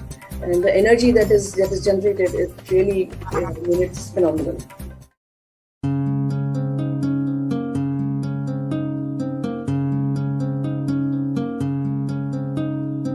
There are some gods, 9 unknown gods. The moment you call, they will be there. Venkateshwara, Balaji. I tell you, people give so much for Venkateshwara because he does the job. He's a 9 unknown god. There's a village folk story where Venkateshwara borrows from Kubera for his marriage and he is still paying the debt. Venkateshwara takes the responsibility of reserve to reserve. This whole story, beautiful story of Venkateshwara is an amazing concept.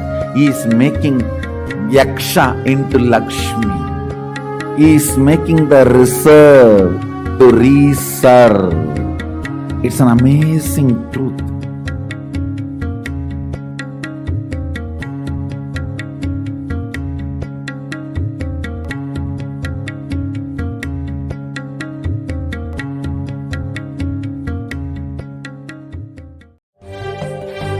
காளியின் ஆட்டத்தை ஆனந்தத்தை ஆனந்தத்தொடு ஆடிய ஆட்டத்தை கண்டோர் உயிருக்குளெல்லாம் இறங்கி குண்டலினிவில் உயிர்ப்பிக்கச் செய்து மாய மனத்தின் இருளை அகற்றி மாயம் அழித்து மங்களம் தந்து குரு பக்தியும் சிவ பக்தியும் பரமசிவ பக்தியும் பரமசிவ சக்தியும் அளிக்கின்றேன். மனமாயை விடுத்து குரு பதத்தை பற்றுங்கள். நித்யானந்தமாய் நிஜாவதாரமாய் வந்துதித்த என்னை பற்றி வாழ்வில் எல்லா நலமும் பெற்றிடுங்கள். ஓம் ஓம் ஓம். யாதுமாகி நின்றாய் காளி, ஓம் காளி ஓம் சக்தி, ஓம் காளி ஓம் சக்தி, ஓம் சக்தி ஓம் சக்தி ஓம் சக்தி. ஓம் ஓம் ஓம் ஓம்.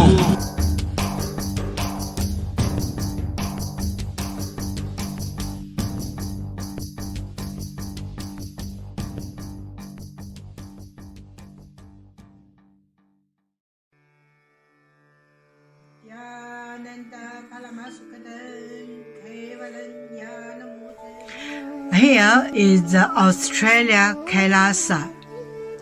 How can I be so lucky and have a happy life in Kailasa? It's a long story. My name is Li Qi. My guru is His Divine Holiness Bhagwan Nithyananda Paramashivam. Since I was very little, I already wonder what life for. I really want to know the result, the reason. A long time ago, I think if I earn enough money, I will be very happy person, and then life is for happy. I tried to earn money, and then I really rich, but money didn't give me happy. Then I tried to get the happy life in romantic love. Then the really romantic love take me go lots of place. Too many stories during this time. But I still don't feel I get the result, get the life reason. Then I start study from video, from religion in many different way. And when I study Buddha, that time I really appreciate Buddha give so much intelligence to me about life. But I don't think study is enough for me. I want to be Buddha. But I don't know how. Who can let me get there? One day I found the video in YouTube, introduce Swamiji in that video. I suddenly, my eyes open wide. I get it. He must be my guru. I can get there. He can let me get what I want to know, and he can take me home, real home. This kind of feeling, then I start study from Nithyananda Sangha. One day, Swamiji Satsang said he needed people devote land, home, money to build up Kailasa. Then I discussed with my husband, decided to give the whole farm to Nithyananda. That time, because both of us believe help Swamiji means help whole world. It's a big decision, but we just discussed so short time already. Decide. I really appreciate my husband love me so much and believe me, trust Swamiji so much. Soon here will be big temple, Gurukul, Goshena, and library. Introduce this my story to you, just me. Don't give up any chance to be founding father of Kailasa. It's best thing you can do in your life.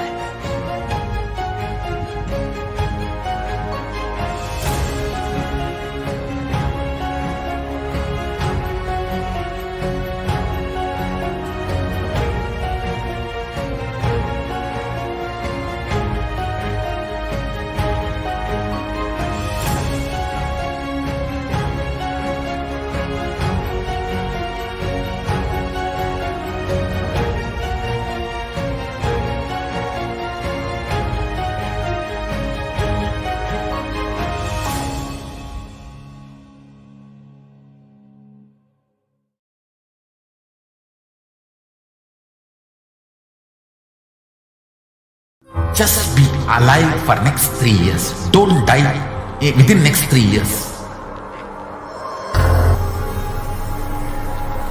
Just don't die within next 3 years. Be alive. Somehow be alive. I'm working sincerely. I will reach you somehow. Somehow I will reach you. It's my commitment to humanity.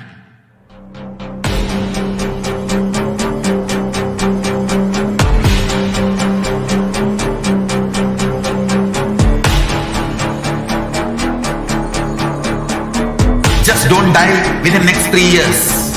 I will reach you wherever you are, whichever corner of the world you may be. I will reach you with enlightenment. You manifesting the space, state, powers, being, Paramashivoham. It is possible, and it is possible for you.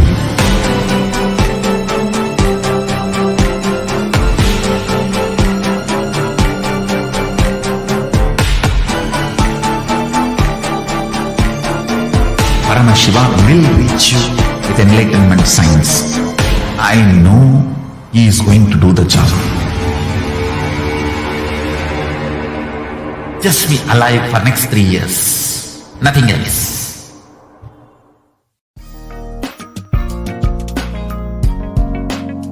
We get you health. We get you ability to build beautiful relationships in your life. We get you direct spiritual support, and we make sure you become wealthy.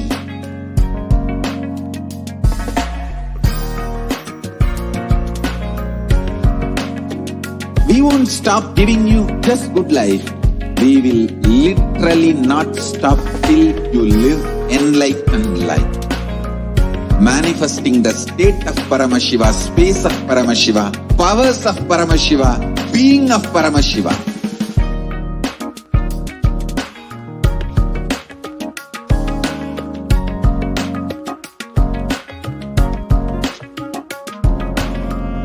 Whole world should become e-Kailashians. I want the whole world to know Hindus have something great to contribute to the world.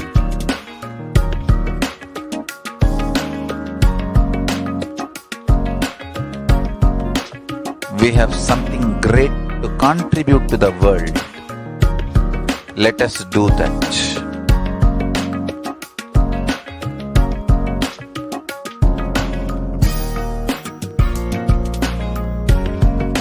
E-Kailasa is proper customized spiritual service helping you to identify your root patterns of suffering.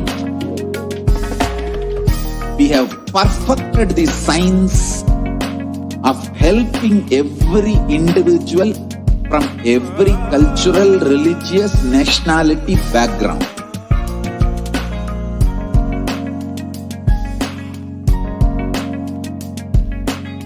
You will have lowest reactionary assumptions, highest awakened response, alive response for life continuously.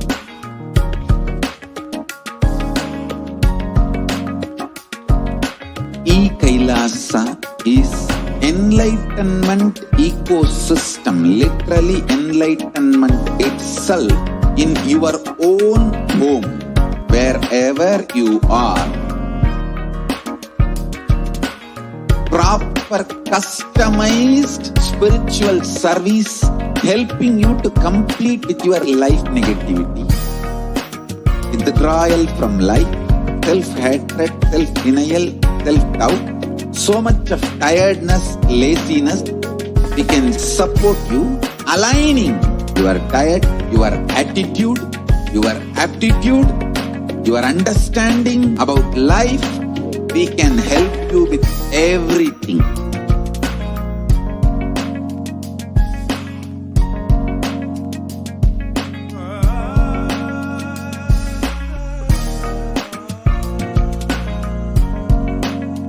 If you are interested in enlightenment, we will immediately bring this to you. If you are not interested, we will explain the whole science, inspire you and make you interested in enlightenment time. We need to cater this enlightenment science to the whole world wherever they are, because enlightenment is the birthright of all human beings. Kailasa is responsible to provide that to all human beings.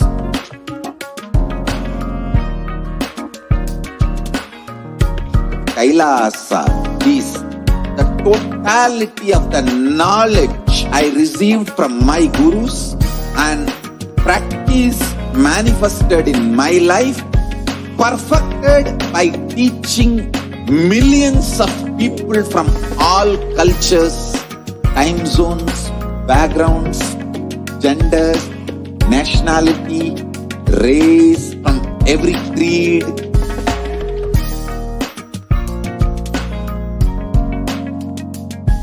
So this absolutely perfected knowledge available to you, served to you in your home without even you moving out of your couch, free of cost.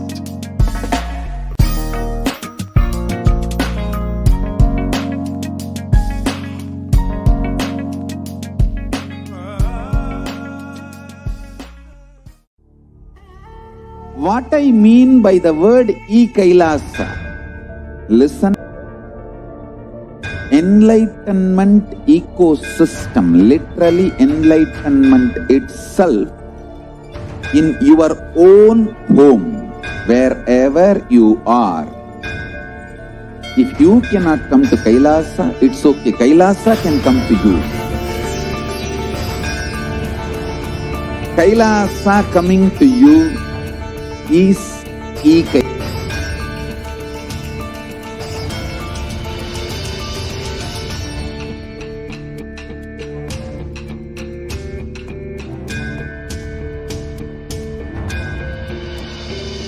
I will revive Hinduism. I am a Hindu revivalist, not by any revolution, but by evolution.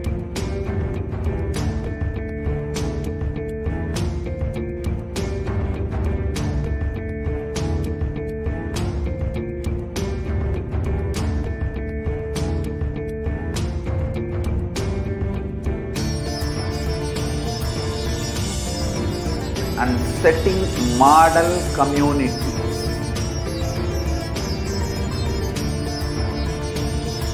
Kailasas, enlightenment ecosystems, Sarvanya Peethas all over the world.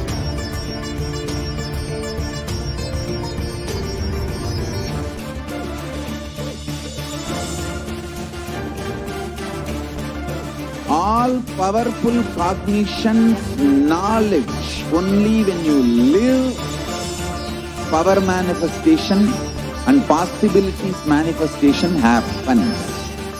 It's a fundamental truth.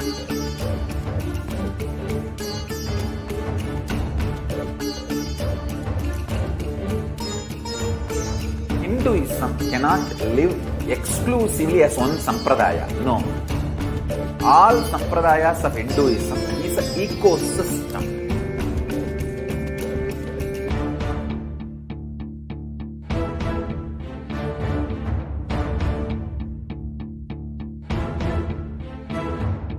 So don't keep quiet thinking that if one sampradaya is attacked, only that sampradaya is going to be affected. All of us are ecosystem.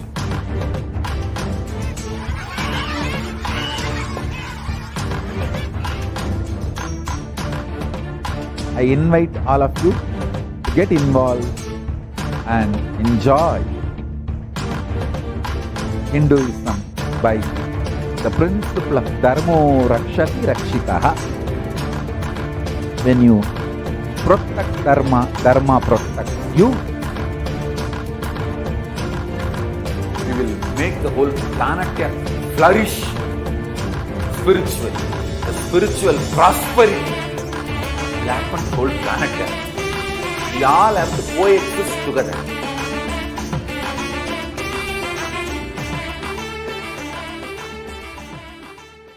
There are some great spiritual sciences unique to Hinduism. Subtle, otherworldly, but definitive sign. Manifesting the cosmic beings in Archavatara, deities in Nijavatara, living incarnations is possible. Understand? Kriya Pada of Vedas and Agamas elaborately explain the whole science of making the cosmic beings manifest in Archavatara, deities and Nijavatara, living incarnations. Both. During the Bhava Samadhi Darshan, literally those cosmic beings manifest through this body. Just like how they manifest in Archavatara, deity, they manifest in Nijavatara, Pratyakshavatara, and give you all the boons you ask, bless you.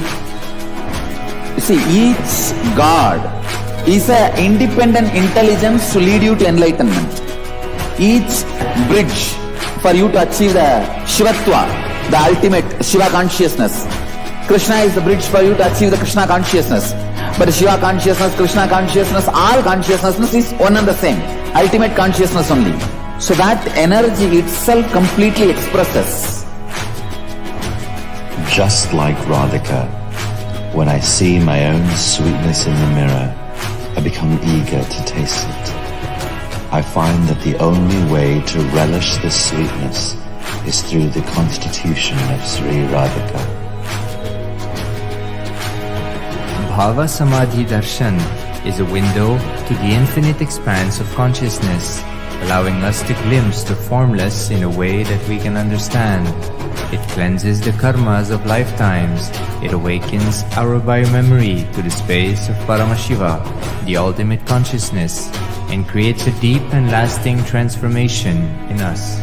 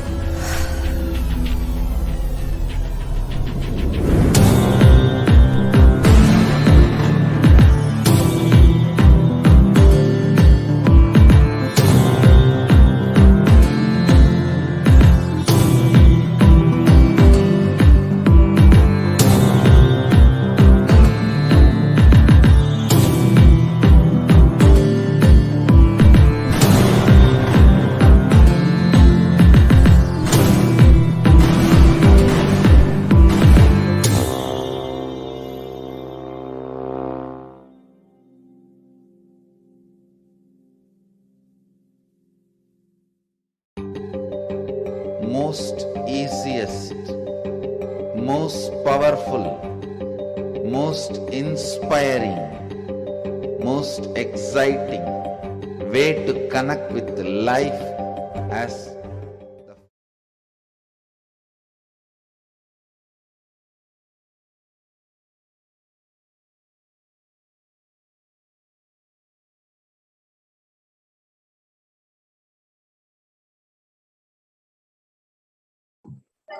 Nithyanandam.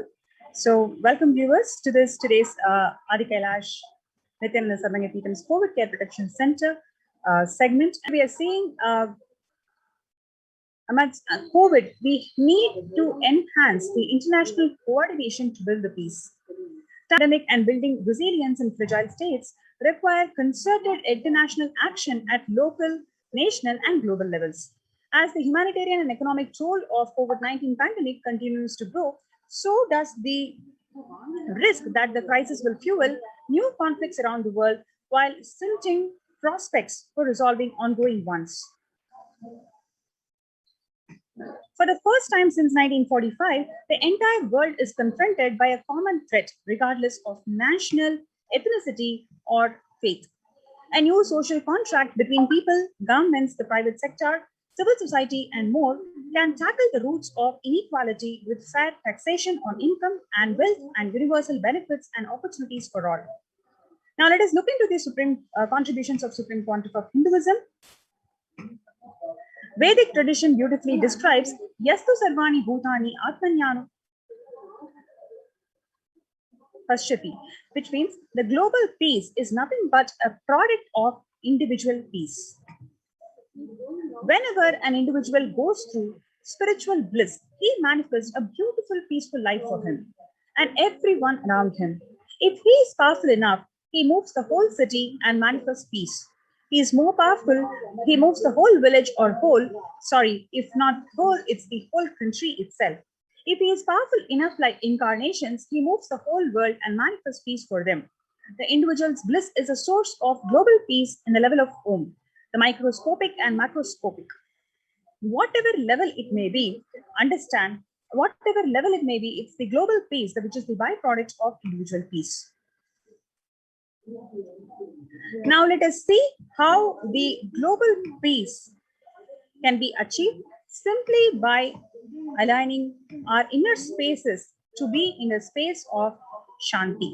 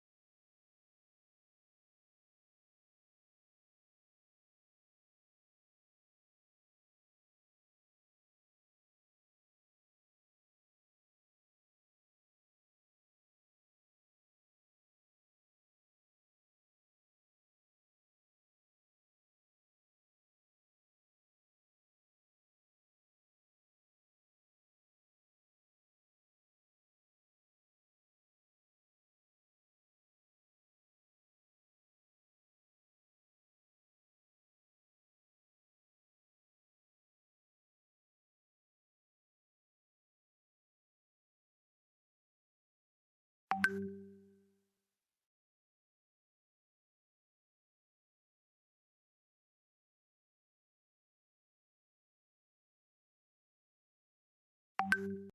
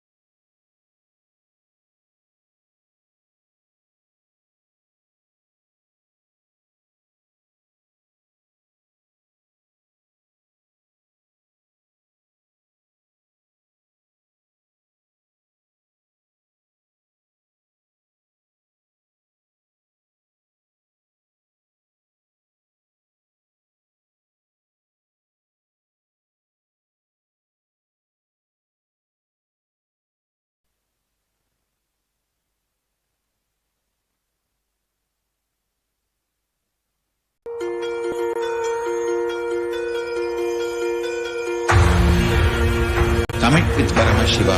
Only he exists.